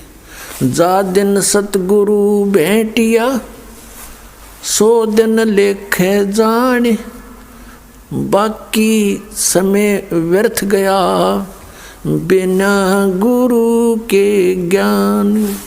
कि यही समय हमारा उस दिन से लेखे लगा जीवन जिस दिन से पूर्ण संत मिले। नकली गुरुओं से उपदेश लिया हुआ व्यर्थ है। तो पुण्यात्माओं, अब प्रसंग चल रहा है। आगे गए ना बावड़े रहते भी सब जाही, बिन साहिब की बंदगी कहीं ठोर ठिकाना नहीं। अब जैसे आपका यहाँ मानुष जन्म है, यहाँ से मृत्यु हुई, पुण्य के आधार से आप स्वर्ग गए, पाप के आधार से नरक गए। जब आपका स्वर्ग का समय समाप्त हुआ, वहाँ से तुरंत वहाँ से बाहर फेंक दिया जाएगा। जैसे यहाँ मनुष्य जीवन पूरा होते ही आपको बाई फोर्स यहाँ से निकाल लिया जाता है, फिर नहीं एक सेकंड का भी, एक सांस भी आपको नहीं मिलेगा। और चलो धर्मराज के दरबार में, इतने पुण्य, चलो स्वर्ग में। अब स्वर्ग में भी बाई फोर्स, क्योंकि विधान है यहाँ का, सारा कार्य यहाँ पर हमारे साथ बाई फोर्स बलपूर्वक करा जा रहा है, हम स्वतंत्र नहीं है। जब तक हम परमेश्वर कबीर जी की शरण में नहीं आते हम परतंत्र हैं। तो जब हम स्वर्ग में गए, स्वर्ग समय पूरा होते ही कहते चलो जबरदस्ती नरक में, नरक का समय पूरा होते ही फिर चलो कुत्ता बनो, कुत्ते का समय पूरा होता है चलो गधा बनो, गधे का समय पूरा होते ही फिर कभी 84 लाख योनियां भोग के फिर मनुष्य जीवन मिल गया, मनुष्य जीवन समय पूरा होते ही फिर चलो, या चलो चलो तो सतलोक में मिटेगी। अब जैसे गीता जी अध्याय नंबर 15 के श्लोक नंबर 1 से 4 में कहा है, अर्जुन जिसमें तत्वदर्शी संत तुझे मिले, उसके पश्चात इस अज्ञान को तत्व ज्ञान रूपी शस्त्र से काट के, अर्थात उस तत्व ज्ञान के आधार से साधना करके उसके पश्चात अच्छी तरह समझ के उसके पश्चात परमेश्वर के उस परम पद की खोज करनी चाहिए, जहाँ जाने के बाद साधक फिर लौटकर कभी संसार में नहीं आते, उनकी चलो चलो समाप्त हो जाती है। और पुण्यात्माओं कई भक्त बड़े चिंतित होते हैं, और मुझे तो एक बहुत बड़ा आश्चर्य है कि राधा स्वामी पंथ और धन धन सतगुरु पंथ, जय गुरुदेव पंथ, अंसा देश वाला का पंथ, ये बाल योगेश्वर सतपाल जी का और किसी का भी देख लो, सब कहते हैं भगवान निराकार है वहाँ पर सतलोक में, जैसा भी ये सतलोक जानते हैं, प्रकाश ही प्रकाश है, चेतन ही चेतन है, आत्मा उसमें ऐसे जाकर मिल जाती है जैसे बूंद समुद्र में।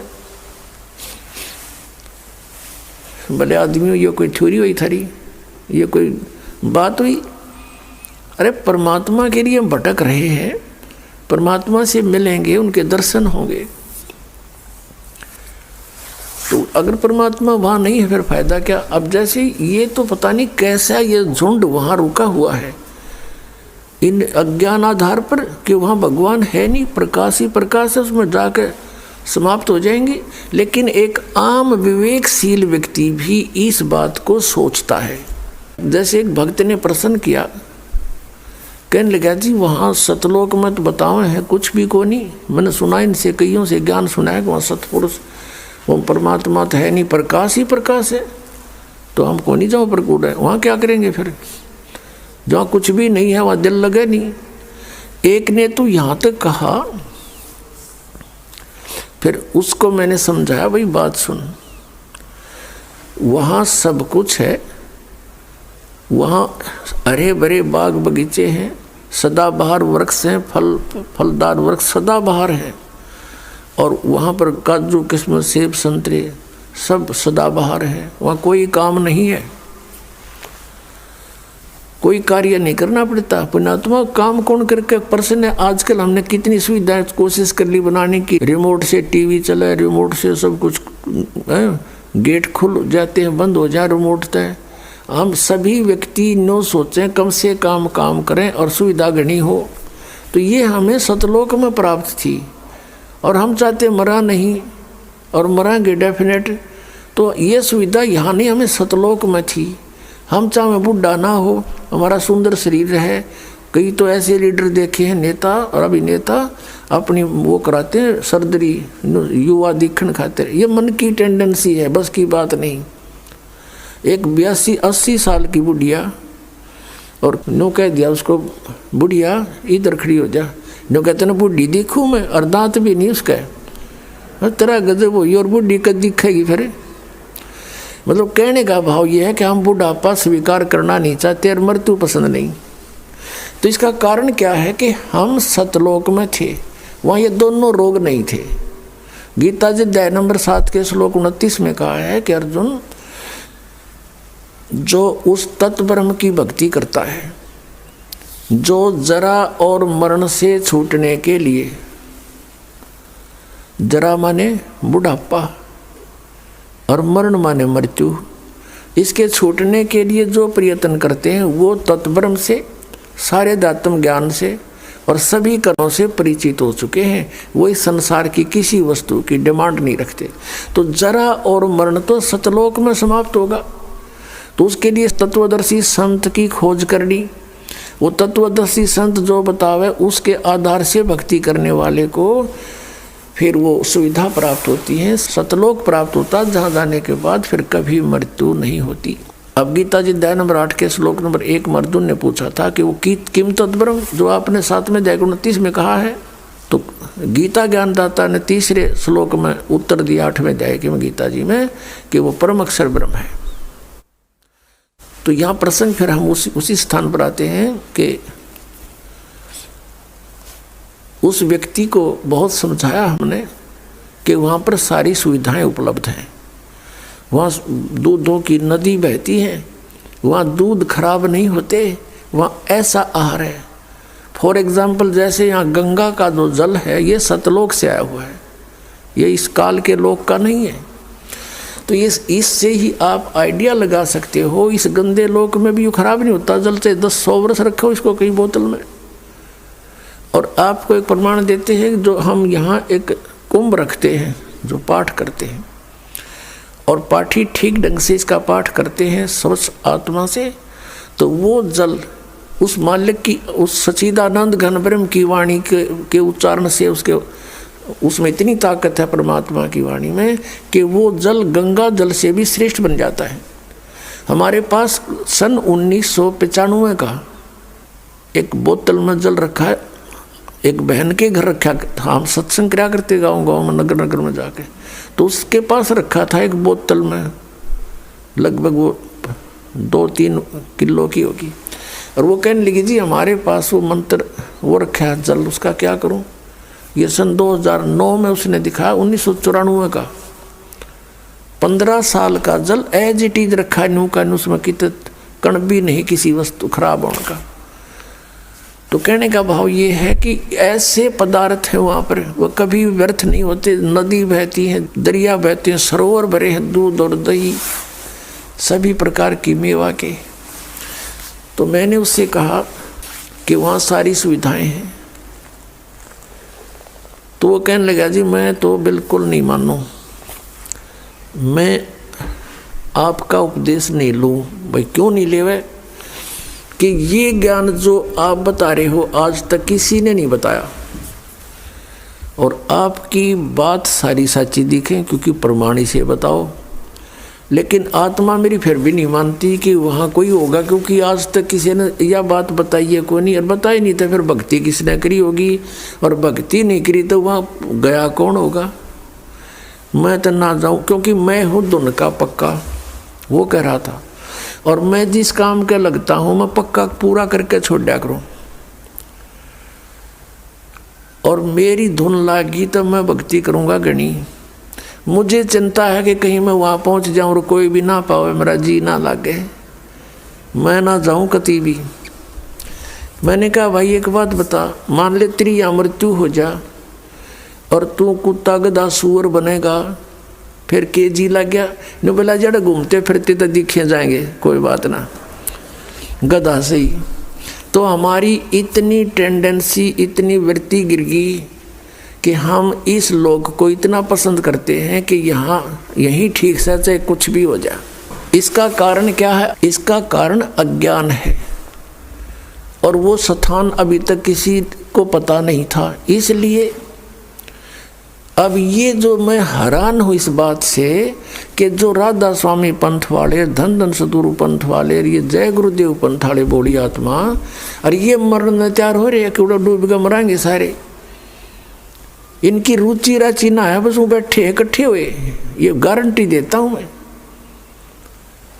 जब वहाँ कुछ है ही नहीं, इनकी रुचि कैसे बन सकती है? चलो वहाँ चलाएंगे इधर भगवान, और हम भगवान को देखेंगे, उसके दर्शन करेंगे, आत्मा खुश होगी, और उसके रोम, एक रोम को करोड़ सूर्य मिला दे, करोड़ चंद्रमा मिला दे, इतनी रोशनी है भगवान की। अब जो प्रसंग है वही आते हैं कि बिन साहिब की बंदगी कहीं ठोर ठिकाना ना। ये ठोर ठिकाना फिर सतलोक में। श्रीमद् भगवत गीता अध्याय नंबर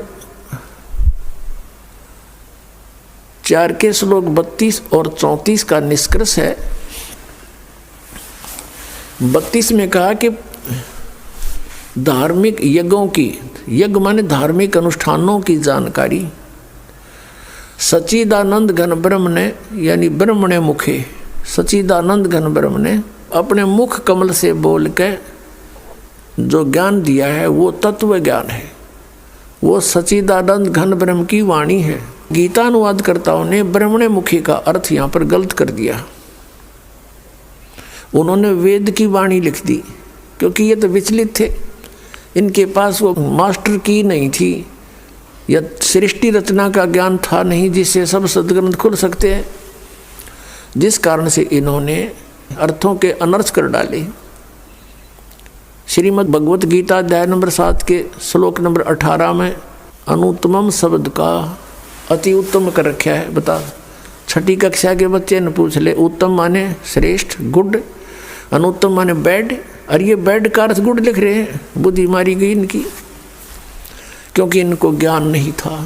18वें अध्याय के 66वें श्लोक में वर्ज माने जाना होता है, इन्होंने आना कर रखा है। गो माने जाना होता है, उसका कम लिख दिया, आना कर दिया। तो काहे के विद्वान थे ये? क्योंकि इनको ज्ञान नहीं था, अज्ञानी थे। अब प्रसंग चल रहा है कि 4थे अध्याय के 32वें श्लोक में कहा है कि सच्चिदानंद घन ब्रह्म की वाणी में धार्मिक अनुष्ठानों की जानकारी विस्तार से कही गई है, और वो परमात्मा ने स्वयं आकर के ज्ञान दिया अपने मुख कमल से। वो कबीर वाणी है, और कबीर वाणी को समझने वाले भी कुछ ही संत मिलेंगे, सभी नहीं है। तो 4थे अध्याय के 34वें श्लोक में कहा है कि जो तत्व ज्ञान सच्चिदानंद घन ब्रह्म की वाणी में, कबीर वाणी में है, उसको, वो तत्व ज्ञान है, उस तत्व ज्ञान को तू तत्वदर्शी संतों के पास जाकर समझ। विनम्र भाव से प्रार्थना करना, कपट छोड़कर बात करना, वो तत्वदर्शी संत तुझे उस परमात्म तत्व का ज्ञान कराएंगे। अब 15वें अध्याय के 1 से 4 में स्पष्ट किया है कि उल्टे लटके हुए संसार रूपी वृक्ष को, उल्टा लटका हुआ संसार रूपी वृक्ष है, ऊपर को इसकी जड़ है, वो तो परम दिव्य पुरुष है, वो परम अक्षर ब्रह्म समझो, और नीचे को तीनों गुण रूपी शाखा है। और जो संत इस वृक्ष के सभी पार्ट्स बता देगा, भाई जैसे संसार रूपी वृक्ष है, फॉर एग्जाम्पल है, तो इसमें मूल कौन है, कौन परमात्मा है, कौन प्रभु है, कौन साहिब है, और तना कौन है, डार कौन है, शाखा कौन है, पत्ते क्या है, सवेदवित, वो वेद के तात्पर्य को जानने वाला है, वो तत्वदर्शी संत है। पहचान बता दी कि ऊर्ध्व मूलम अधः शाखम, ऊपर को मूल वाला, नीचे को तीनों गुण रूपी शाखा वाला, ये संसार रूपी वृक्ष है। जो इसको पत्तों सहित बता देगा, जड़ से लेकर ये कौन विभाग अलग अलग बताएगा, सवेदवित, तो वो परमेश्वर ने स्वयं आकर के अपनी सच्चिदानंद घन ब्रह्म की वाणी कबीर वाणी में बोला हुआ है। अक्षर पुरुष एक पेड़ है, निरंजन वा की डार, और तीनों देवा शाखा हैं, ये पात रूप संसार। ओए होए, अक्षर पुरुष एक पेड़ है, सरपुरुष वा की डार, इस तरह समझो। जैसे गीता जी को समझना है तो ऐसे समझो इस वाणी को। गीता जी अध्याय नंबर 15 के 16-17 में मंत्रों में कहा है सरपुरुष अक्षर पुरुष, और 17वें में कहा कि उत्तम पुरुष तो अन्य इन दोनों से भी अलग है, वो परम अक्षर पुरुष है, जो 8वें अध्याय के 3रे श्लोक में जिसका विवरण है। तो यहाँ परमात्मा ने बताया है कि अक्षर पुरुष एक पेड़ है, और सरपुरुष वा की डार, और तीनों देवा शाखा हैं, ये पात रूप संसार। अब देखिएगा एक बार से, पुण्यात्माओं, आप पहली कक्षा के बालक हो, यानी प्रवेश है आपका आज आध्यात्मिक यूनिवर्सिटी में। अब से पहले तो आपको कॉमिक्स पढ़ाई जाती थी, आपको नावल पढ़ाए जाते थे, बेतुकी बातें सुनाई जाती थी, वो अध्यात्म ज्ञान नहीं था। ये देखिएगा उल्टा लटका हुआ संसार रूपी वृक्ष। अब ये है संसार रूपी वृक्ष और परमात्मा ने इसको कैसे डिफाइन किया है, ये ऐसे देखिएगा। सच्चिदानंद घन ब्रह्म की वाणी में क्या लिखा है। कबीर परमेश्वर ने कहा कि अक्षर पुरुष एक पेड़ है, निरंजन वा की डार। निरंजन कहो, इसको सरपुरुष कहो। अक्षर पुरुष एक पेड़ है, सरपुरुष वा की डार, और तीनों देवा शाखा हैं ये पात रूप संसार। अब यहाँ देखिएगा, पूरे वृक्ष को देखें। ऊर्ध्व मूलम, ऊपर को मूल वाला। अधः शाखम, ये नीचे को शाखा वाला। अश्वत्थम प्राहु अव्यम, छंदासी यस्य प्रणानी। ये देखिएगा। अब ये देखें, श्रीमद् भगवद गीता पंचदश अध्याय 15वां अध्याय। ऊर्ध्व मूलम अधः शाखम अश्वत्थम प्राहु अव्यम, छंदासी यस्य प्रणानी, ये तम वेद स वेदवित्।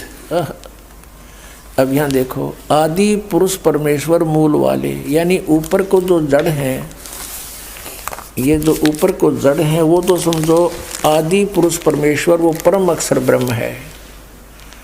ये परम अक्षर ब्रह्म है इस संसार रूपी वृक्ष का। यानी जहाँ से इस पूरे पेड़ को आहार प्राप्त होता है वो कौन है, वो तो आपको बाद में बताएंगे। बेटा युग बता दिया तो बेदक जाओगे। अभी आपको यहीं से लेकर चलते हैं। ये ऊर्ध्व मूलम, ऊपर को मूल रूपी जड़ वाला, ये आदि पुरुष परमेश्वर है। अधः शाखम, और नीचे को शाखा है। अब गीता ज्ञानदाता ने केवल हिंट दिए हैं ऊर्ध्व मूलम, इस गीता जी में ओनली ऊर्ध्व मूलम अधः शाखम, बस, और कोई संकेत नहीं इसने। और ये अश्वत्थम प्राहु अव्यम, ये उल्टा लटका हुआ संसार रूपी वृक्ष अविनाशी वृक्ष है। छंदासी यस्य प्रणानी, छंद यानी इसके विभाग और पत्ते आदि, इस पत्ते आदि इसके छंद हैं, विभाग हैं। और ये तम वेद, या इस अज्ञान रूप में अंधकार में छुपे हुए इस ज्ञान को जो जानता है, स वेदवित्, वह वेद के तात्पर्य को जानने वाला। यहाँ देखिएगा, आदि पुरुष परमेश्वर मूल वाले, यानी ऊपर को जड़ तो आदि पुरुष परमेश्वर परम अक्षर ब्रह्म सत्य पुरुष है। अधः शाखम, यह इन्होंने अधः का अर्थ गलत कर दिया क्योंकि इनको ज्ञान तो था ही नहीं। अधः का अर्थ कर दिया ब्रह्मा रूप मुख्य शाखा वाले, गलत कर दिया। अब इन देखिएगा, इन्हीं का अनुवाद ये दूसरे श्लोक में ये दो बार अधः शब्द है, अधः और अधः, इसका अनुवाद यहाँ किया इन्होंने। अधः माने नीचे, अधः माने नीचे और अधः माने नीचे। तो यहाँ अब हम परमात्मा के दिए इस ज्ञान से, बुद्धि से हम इसको ठीक करेंगे। ये प्रथम मंत्र में जो अनुवाद गलत कर दिया, यहाँ पर ऊर्ध्व मूलम, ऊपर को आदि पुरुष परमेश्वर मूल वाले, ये तो ठीक संकेत कर दिया अनुवादकर्ता ने। और यहाँ कर दिया अधः शाखम, ब्रह्मारूप मुख्य शाखा, इनकी बुद्धि ब्रह्मा विष्णु महेश से ऊपर उठी है कोनी। तो यहाँ लिखना था नीचे को शाखा वाला। संसार रूपी वृक्ष को अविनाशी कहते हैं। वेद जिसके, इन छंद का अर्थ वेद कर दिया, वेद जिसके पत्ते कहे गए। अभी सुनते जाओ।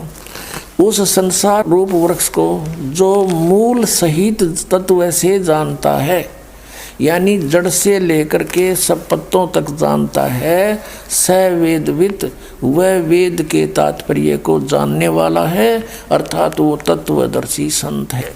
इसका ये अर्थ है। फिर क्या लिखा है कि ये उस संसार वृक्ष की तीनों गुण रूप, ये कोड वर्ड है। ये तत्वदर्शी संत बिना परमात्मा की दया बिना नहीं समझ में आ सकते। रजगुण ब्रह्मा, सतगुण विष्णु, तमगुण शिवजी रूपी ये इसकी शाखा है। उस संसार की तीनों गुण रूपी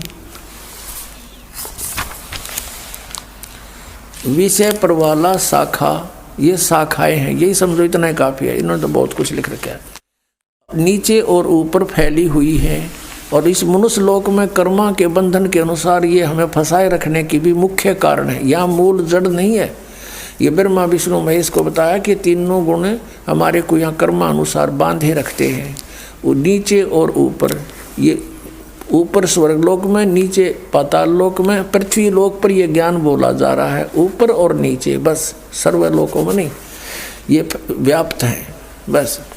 अब यहाँ कहता गीता ज्ञानदाता 15वें अध्याय के 3रे श्लोक में, इस संसार रूपी वृक्ष का स्वरूप जैसा कहा है वैसा यहाँ विचार काल में, अर्थात गीता ज्ञानदाता कहता तेरे और मेरे डिस्कशन में अर्जुन यहाँ नहीं, मैं नहीं बता पाऊँगा, नहीं पाया जाता, मैं नहीं बता सकता, क्योंकि इसका न आदि है और न अंत है, और न इसकी कोई अच्छी प्रकार स्थिति का मुझे ज्ञान है। इसका अर्थ ये है, इसलिए इस सुविरुद्ध मूलम, अति दृढ़ मूल वाले, ये दिन की अपनी सोच है।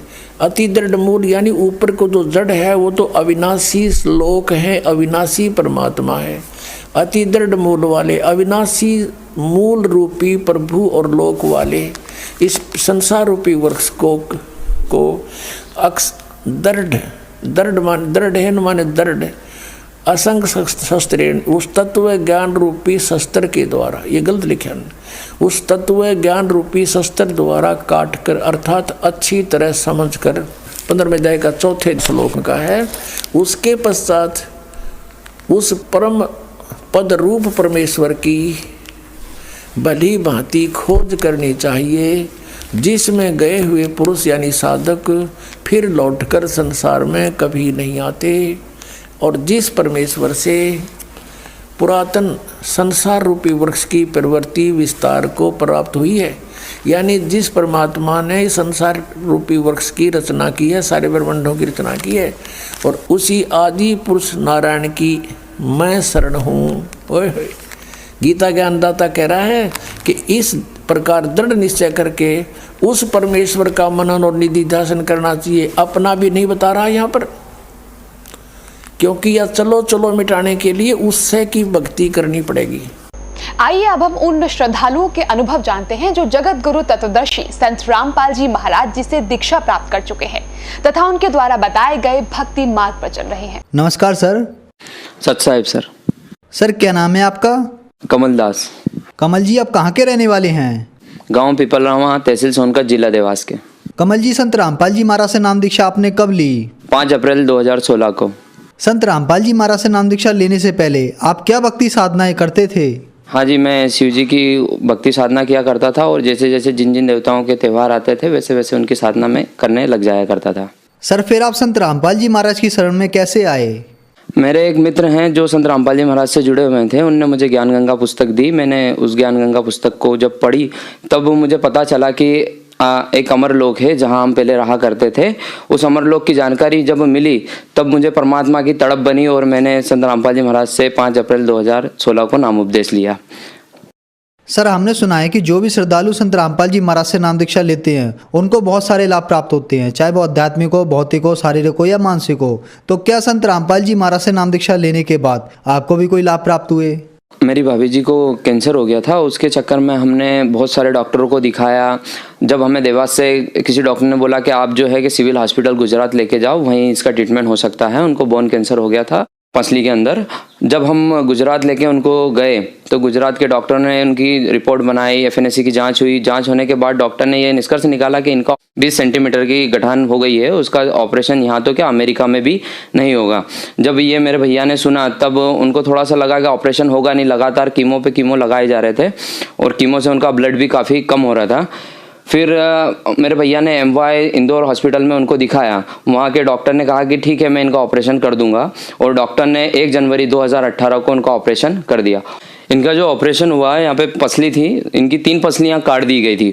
उसमें बड़ी गठान थी जिसने फेफड़े को पूरी तरह से दबा रखा था। इतना खतरनाक ऑपरेशन करने के बाद जब डॉक्टर ने कहा कि अब ये बिल्कुल ठीक हो गए, मैंने इस गठान को काट दी है, और उसकी जांच के लिए जब उसकी फिर से जांच पहुंचाई तो उसमें आया कि इनको जो कैंसर था वो बोन कैंसर था, हड्डियों के अंदर। तो डॉक्टर का दिमाग हुआ कि अगर बोन कैंसर है तो हड्डियों में फैल चुका होगा अंदर। फिर डॉक्टर ने जब जांच कर ली उसके बाद इनको कहा कि अब घर ले जाओ। कीमो लगाने के बाद घर लेके गए। फिर कुछ महीनों बाद जब फिर से डॉक्टर को दिखाने गए, इनको छोटी छोटी गठाने अंदर हो रही थी। जब डॉक्टर ने देखा कि ऐसा है तो फिर एक काम करो, इनकी सोनोग्राफी कर दी जाए। सोनोग्राफी में डॉक्टर ने देखा कि हाँ कुछ गठान टाइप लग रहा है, तो उसको समझ नहीं आ रहा था। उसने सिटी स्कैन करवाया। सिटी स्कैन में स्पष्ट हो गया कि इनको बारीक बारीक और गठाने हो गई हैं, इनका ऑपरेशन फेल हो गया। ये बात मेरे भैया को डॉक्टर ने कही। डॉक्टर ने जब भैया को कही तो भैया ने बोला आप क्या कर सकते हैं, आप बताओ। डॉक्टर ने कहा कि इनको जो है ट्रीटमेंट तो करना पड़ेगा जान बचाने के लिए, और उसने इनको हैवी कीमो लगा दिए। और डॉक्टर ने कहा था कि इससे जो है इस हैवी कीमो के कारण इनकी किडनी खराब हो सकती है, फिर भी इलाज तो करना ही पड़ेगा। जब इलाज शुरू किया और हैवी कीमो लगा दिए गए, हैवी कीमो के बाद इनका पेट जो है सब फूल गया था, पानी भर गया था, उसमें पॉइजन फैल गया था, गठाने अलग हो गई थी, मतलब ऐसी कंडीशन आ गई थी कि मरने जैसी। तब ये मछली की तरह घर ले आए। फिर कुछ समय कीमो लगने के बाद तो ऐसे तड़पते थे मछलियों जैसा। फिर डॉक्टर को दिखाने गए। डॉक्टर ने जब इनकी पूरी रिपोर्ट फिर से देख ली और कह दिया कि अब इनका ट्रीटमेंट नहीं कर सकते, इनको कीमो नहीं लगा सकते, क्योंकि ये अगर लगाए तो ये मर भी सकते हैं। जब इनको घर पहुंचा दिया, घर पहुंचाने के बाद फिर इनका पेट फूलने और ज़्यादा लग गया। फिर डॉक्टर को दिखाने के लिए गए। डॉक्टर ने नली से इनका जो पॉइजन थोड़ा बहुत निकाला और भैया से कह दिया कि अब इनको आप जो है कि घर ले जाओ, इनका ट्रीटमेंट नहीं होगा, अब जो भी जितने भी दिन रहे इनको घर ले जाओ। घर ले आए। घर में सब परिवार वाले मिलने आ रहे थे, सब बिल्कुल मातम सा माहौल हो गया। और घर में सब मिलने आते हैं, सब रोने लग गए थे, मम्मी सब। फिर उसके बाद मुझसे बोला गया कि एक बार संत रामपाल जी महाराज से प्रार्थना लगाओ। मैंने जब प्रार्थना लगाई तो उसके बाद ये ऑटोमेटिकली जो इनको दर्द होता था, इतनी खतरनाक पीड़ा होती थी कि मछली की तरह लौटते थे। और डॉक्टर इनको डायनापार गोलियां देता था। वो एक लिमिट ऐसी आई कि इनकी डायनापार गोलियां खाना बंद हो गई, क्योंकि वो असर ही नहीं कर रही थी। तो डॉक्टर सुबह शाम डेली इंजेक्शन लगाने आते थे डायनापार के, और ऐसे तड़पते थे, अगर एक पल के लिए भी अगर इंजेक्शन नहीं लगाया जाए तो बिल्कुल जैसे कि मर ही जाएंगे। मछली जैसे तड़पना जो होता है, एक तरह से आप समझ सकते हो, इतनी तड़प थी हद से ज़्यादा। ये खुद कहते थे कि मुझे मर जाने दो। जो डॉक्टर हमारे घर पे इंजेक्शन लगाने आया करता था वो तो हमसे कह देता कि बस कुछ नहीं, आप तो इनका ट्रीटमेंट चलने तो जितने दिन जी जाए। लेकिन जब संत रामपाल जी महाराज की अद्भुत दया हुई, एक तरह से चमत्कार ही हो गया। जब उनसे प्रार्थना लगाई और ये सब काम हुआ, एकदम अद्भुत सा चमत्कार हुआ कि ऑटोमेटिक धीरे धीरे ठीक हो गए। जब उस डॉक्टर से मेरी बात हुई तो डॉक्टर ने कहा ये तो सच में आपके गुरुजी का ही चमत्कार है, संत रामपाल जी महाराज का, जो ये ठीक हो गए, नहीं तो कैंसर पेशेंट कभी बचता नहीं है इस कंडीशन में। इतना खतरनाक इनको पॉइजन फैल चुका था, पूरा नसों में भर चुका था। उन नसों से ऑटोमेटिकली पॉइजन गायब होना, ये सबसे बड़ा चमत्कार ही है परमात्मा का इस पृथ्वी मंडल पे। अब मैं इनकी रिपोर्टें दिखाना चाहता हूँ आपको। ये इनका जो ट्रीटमेंट इंडिया के सबसे बड़े कैंसर हॉस्पिटल में होता था, जो सिविल हॉस्पिटल गुजरात का है। ये उसकी रिपोर्टें हैं इस प्रकार से। और ये रिसर्च सेंटर जो है गुजरात कैंसर सेंटर का जो पूरा दे रखा है इसमें बायोडाटा। इसके बाद जब वहाँ से हमें मना कर दिया गया था ऑपरेशन के लिए, उसके बाद हमने इनको MY इंदौर में दिखाया था। वहाँ के डॉक्टर की ये रिपोर्ट है।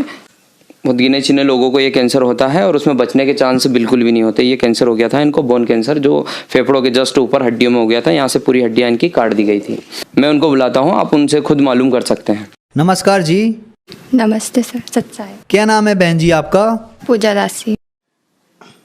बहन जी, आपके बारे में बताया गया कि आपको बोन कैंसर था और डॉक्टरों ने आपका ऑपरेशन जो है गलत हो गया था। डॉक्टरों ने आपसे ये कह दिया था कि आपको चाहे अमेरिका ले जाया जाए लेकिन आप ठीक नहीं होगी, आप नहीं बच सकती। लेकिन संत रामपाल जी महाराज का चमत्कार आपके साथ हुआ। संत रामपाल जी महाराज ने आपको बगैर ऑपरेशन के, बगैर दवाई के बचाया। तो क्या ये ठीक कह रहे हैं? हाँ सर, ये ठीक कह रहे हैं। अब आप ठीक हैं? हाँ। आपको कोई तकलीफ है? नहीं, कोई भी तकलीफ नहीं है। आपका कैंसर कैसे ठीक हुआ? जी, मैंने संत रामपाल जी का सत्संग देखा था, उसमें इंटरव्यू आ रहा था एक भगत जी और भगतमती जी का, तो उनको भी कैंसर था और मैंने देखा तो मेरे इसमें भी उम्मीद जगी कि मेरा भी कैंसर ठीक हो जाएगा। इसलिए संत रामपाल जी से नाम दीक्षा ली और आज मैं ठीक हूँ। और मेरी बच्ची को जो है कि वो जब से पैदा हुई थी, जब से उसको प्रजनन छिद्र नहीं था, और उसके चक्कर में घर वाले भी मुझे कहते थे कि ये बेटी को ऐसी समस्या है, इसका ट्रीटमेंट कराते रहो। मैं कहता था कि नहीं, संत रामपाल जी महाराज कृपा करेंगे, लेकिन वो नहीं माने और मुझे प्रेशर दिया कि नहीं आप दिखाने जाओ। तो मेरी दीदी भोपाल में रहती है, उन्होंने हॉस्पिटल में बात कर ली और उसको दिखाने के लिए मैं लेके गया। जब डॉक्टर को दिखाया तो डॉक्टर ने पहले देख के तो मना कर दिया। फिर उसके बाद जब हम एक और हॉस्पिटल में गए, केयर इन्फिनिटी हॉस्पिटल, ये वहाँ की रिपोर्ट है, और वहाँ पे जब हमने दिखाया तो ये इसका नाम है दीक्षा देवास, मेरी गुड़िया का, और वहाँ पे जब उसकी सोनोग्राफी कराई गई, इसकी सोनोग्राफी हुई है और ये वहाँ का डॉक्टर का पता है। जब सोनोग्राफी हुई और डॉक्टर ने कहा कि इसको जो है कि ये समस्या है तो मैं इसका ऑपरेशन कर देता हूँ और ऑपरेशन आपको कराना पड़ेगा। फिर मैंने ऑपरेशन तो उस समय कराया नहीं, क्योंकि मुझे विश्वास था संत रामपाल जी महाराज पे कि वो कोई ना कोई चमत्कार जरूर करेंगे। तो मैं ऑपरेशन का तो मना कर दिया कि भाई बाद में देखेंगे हम। और मैं जो है कि घर आ गया और पत्नी को भी बुला लिया कि आप भी आ जाओ। वो आ गए घर पे और फिर हमने बोला कि ऑपरेशन की फिर बाद में देखी जाएगी। फिर मुझे पता था कि संत रामपाल जी महाराज से प्रार्थना लगाने से बहुत सारी तकलीफें दूर होती हैं। मैंने फिर प्रार्थना लगाई संत रामपाल जी महाराज से और वहाँ से आदेश हुआ कि संत रामपाल जी महाराज दया करेंगे। उसके बाद ऑटोमेटिकली जब मैं संत रामपाल जी महाराज की पेशी पे गया था और पेशी से जब रिटर्न दिल्ली के करीब आ ही रहा था और भगत मेरी पत्नी का फोन आया मेरे पास, कहा कि संत रामपाल जी महाराज की दया हो गई है, बच्ची एकदम वापस से नॉर्मल हो गई है, जैसे नॉर्मल गुड़ियाएं होती हैं उस प्रकार से हो गई है। मैंने संत रामपाल जी महाराज की जय कही और मैं जब घर आया तब उनने सब चर्चा करी। मेरी मम्मी बोलने लगी ये तो वास्तव में चमत्कार ही हो गया एक तरीके से परमात्मा का। संत रामपाल जी महाराज की कृपा से बिना ट्रीटमेंट के उसको प्रजनन जो छिद्र था वो ऑटोमेटिकली बन गया। अब वो नॉर्मल बच्चियों जैसी हो गई है और मेरे साथ ही आई हुई है, आप देख सकते हो। ये मेरी बच्ची आई हुई है मेरे साथ में। इसको वो जो प्रजनन छिद्र की समस्या थी और वो बिना ऑपरेशन के संत रामपाल जी महाराज की कृपा से एकदम स्वस्थ हो गई है। अब आप नॉर्मल बच्ची की तरह ये हो गई है। मेरी भाभी जी को कैंसर के कारण वो नाम उपदेश तो उन्होंने ले लिया था, लेकिन वो पेशी में जाने में असमर्थ थे क्योंकि उनकी तबीयत ज़्यादा ख़राब थी उस समय। फिर घर के लोगों ने बोला कि अगर ये पेशी पे नहीं जा सकते हैं तो तुम चले जाओ। जब मैं पेशी पे जा ही रहा था और देवास से जब पेशी से कुछ दूर नागदा के पास ही पहुंचा तब मेरी पत्नी का फ़ोन आया और कहा कि भाभी का जो बुखार है वो ठीक उतर गया। जब मैं घर आया रिटर्न तब मुझे बताया कि वो बुखार कैसे उतरा। तब भाभी ने बताया कि उनको संत रामपाल जी महाराज ने साक्षात आके दर्शन दिए और ऐसा पानी लिया हाथ में और ऐसे छींटे डाल दिए, उससे पूरा इनका शरीर एकदम जो बुखार के कारण जो जल रहा था वो जलन खत्म हुई और उनका जो शरीर था ठंडा हो गया। उसके बाद संत रामपाल जी महाराज उनको कह के गए कि बेटा तू घबरा मत, मैं तेरे साथ हूँ। सबसे बड़ा लाभ तो मुझे ये हुआ कि मेरी बचपन से चाह थी कि हम बार बार जीते रहते हैं मरते रहते हैं, हमें मनुष्य जीवन क्यों मिला है, 60-70 साल जिएंगे उसके बाद फिर हम खत्म हो जाएंगे। तो मैं ये सोचता था कि भगवान ने हमें ऐसा बनाया क्यों, एक बार बस 60-70 साल जन्म दिया और फिर ऐसा एहसान क्यों किया बना के। जब मैंने ज्ञान गंगा पुस्तक पढ़ी तब जाके मुझे वास्तविक पता चला कि हमारा तो वास्तविक जो पिता जो हमारे वेदों में उसकी महिमा कही गई है कि तमेव माता चा पिता तमेव बंधु चा, वो पूर्ण परमात्मा तो कोई और है जिसने हमें अमर शरीर बनाया था। अमर लोक में हम रहा करते थे, ना हमारा कोई रोग था ना हमें कोई परेशानी थी। जब उसकी जानकारी मिली तब मेरे मन में शांति हुई कि वास्तव में परमात्मा तो ऐसा ही होना चाहिए जो हमें संपूर्ण सुख दे। ये जीने मरने वाला रोग तो हमें परमात्मा क्यों देगा। तब हमें पता चला कि हमसे जो गलती बनी थी सतलोक में जहां हम पहले रहा करते थे, उस गलती के कारण हम यहाँ आके फंस गए इस जेल में और अब हम उस जेल से छुटने का प्रयास करना चाहिए। उसके लिए संत रामपाल जी महाराज स्वयं पूर्ण परमात्मा के रूप में पृथ्वी मंडल पर आए हुए हैं और उनसे मैंने जब उपदेश लिया तब मुझे इस बात का विश्वास हुआ और उनके जो आध्यात्मिक लाभ जो है वो बहुत सारे हैं, वो बताऊंगा तो कहीं दिन लग जाएंगे। सर आपने बताया कि आपकी भाभी को हड्डी कैंसर था, डॉक्टरों ने उनका इलाज करा तो ऑपरेशन गलत हो गया, उनको कीमोथेरेपी दी गई जिससे उनके पूरे शरीर में जहर फैल गया। डॉक्टरों ने कह दिया था कि इनको घर पर ले जाओ और सेवा करो, अब ये ज़्यादा दिन तक नहीं जिएंगी। लेकिन आपकी भाभी ने टीवी पर संत रामपाल जी महाराज का सत्संग सुना। उसमें संत रामपाल जी महाराज के अनुयायी बता रहे थे कि संत रामपाल जी महाराज से नाम दीक्षा लेने के बाद उनका कैंसर ठीक हो गया। यह देखकर आपकी भाभी को भी उम्मीद जगी कि मेरा भी कैंसर यहाँ से ठीक हो सकता है। आप लोगों ने भी संत रामपाल जी महाराज से नाम दीक्षा ली और आपकी भाभी का कैंसर भी ठीक हो गया। दूसरा लाभ, आपने बताया कि आपकी जो बच्ची थी उसको जन्म से ही प्रजनन अंग नहीं था। आप उसको डॉक्टर के पास ले गए, डॉक्टर ने उसका ऑपरेशन बता दिया, लेकिन संत रामपाल जी महाराज की कृपा से उसको बगैर ऑपरेशन के प्रजनन अंग लग गया। तो संत रामपाल जी महाराज ने आपको अद्भुत चमत्कार दिए। आप लोगों ने भी टीवी पर देखा कि संत रामपाल जी महाराज के अनुयायी बता रहे हैं कि उनका कैंसर ठीक हो गया। आज आप खुद टीवी पर हैं, तो आप उन लोगों के लिए क्या कहना चाहेंगे जो किसी न किसी बीमारी से या कैंसर से ग्रस्त हैं? मैं उन्हीं जो हम जैसे दुखी प्राणी हैं, जो भी जिनको कैंसर हो गया है या अन्य बीमारियां हो रही है और हो गई है, उनसे मैं यही प्रार्थना करना चाहूँगा कि आप संत रामपाल जी महाराज का ज्ञान समझो और ये पूर्ण परमात्मा के रूप में पृथ्वी मंडल पर आए हुए हैं और ये सभी दुखों का निवारण करने के लिए आए हैं। क्योंकि हम बहुत धक्के खा चुके हैं, 2-2.5 साल तक हम इस कैंसर के चक्कर में हॉस्पिटल से इस हॉस्पिटल से उस हॉस्पिटल घूमते रहे हैं बैक टू बैक। लेकिन जब हमने संत रामपाल जी महाराज से उपदेश लिया तब हम ठीक हुए हैं। मेरी भाभी जी का कैंसर एकदम ठीक हुआ है, मेरी गुड़िया का प्रजनन छिद्र ऑटोमेटिक संत रामपाल जी महाराज की दया से लगा है। तो मैं भगत समाज और जगत से यही प्रार्थना करना चाहूँगा कि आप जल्दी से जल्दी आएँ और संत रामपाल जी महाराज से उपदेश लेके अपना कल्याण कराएं।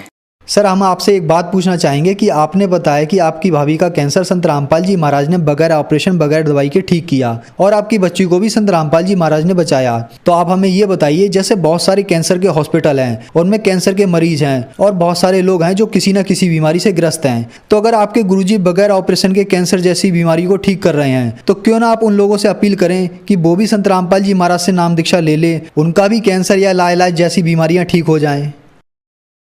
मैं उन लोगों से यही प्रार्थना करना चाहूँगा कि आप संत रामपाल जी महाराज जी का ज्ञान समझें, टीवी पे सत्संग देखें और उसमें जो इंटरव्यू आते हैं वो इंटरव्यू सुने। जिस प्रकार हमने इंटरव्यू सुन के उनको नाम उपदेश दिलाया और उनने जब नाम उपदेश लिया और धीरे धीरे उनका ट्रीटमेंट जो था वो तो बंद ही हो गया था एक तरीके से, क्योंकि डॉक्टर ने तो जवाब दे ही दिया था कि इनका कहीं इलाज नहीं होगा। उसके बावजूद संत रामपाल जी महाराज जी से प्रार्थना लगाने के बाद एकदम वो वैसे जैसे पहले स्वस्थ हुआ करते थे वैसे एकदम से स्वस्थ हो गए।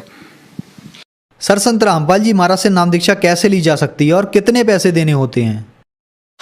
संत रामपाल जी महाराज से नाम उपदेश लेने के लिए टीवी स्क्रीन के नीचे एक पट्टी चलती है, उस पर नंबर लिखे होते हैं, उन पे फ़ोन लगा के आप कांटेक्ट कर सकते हैं। जहाँ पे भी नामदान स्थल है पास में, वहाँ जाके आप संत रामपाल जी महाराज जी से नाम उपदेश ले सकते हो। और रही बात पैसे की, तो वहाँ पे संत रामपाल जी महाराज से कोई पैसा नहीं लिया जाता है। यहाँ तक कि खाने पीने, जब हम पैसे पे जाते हैं आश्रम जाते हैं तो वहाँ पे खाना पीना रहने के लिए भी बढ़िया व्यवस्था रहती है। 7-7 फीट की रज़ाइयाँ दी जाती है ओढ़ने के लिए, वो भी बिल्कुल निःशुल्क, और भोजन भी निःशुल्क मिलता है। वहाँ पे कोई रुपया नहीं लिया जाता है, ना तो नाम उपदेश में लिया जाता है, ना हम आश्रम जाते हैं तब लिया जाता है। धन्यवाद सर। सच साहेब जी।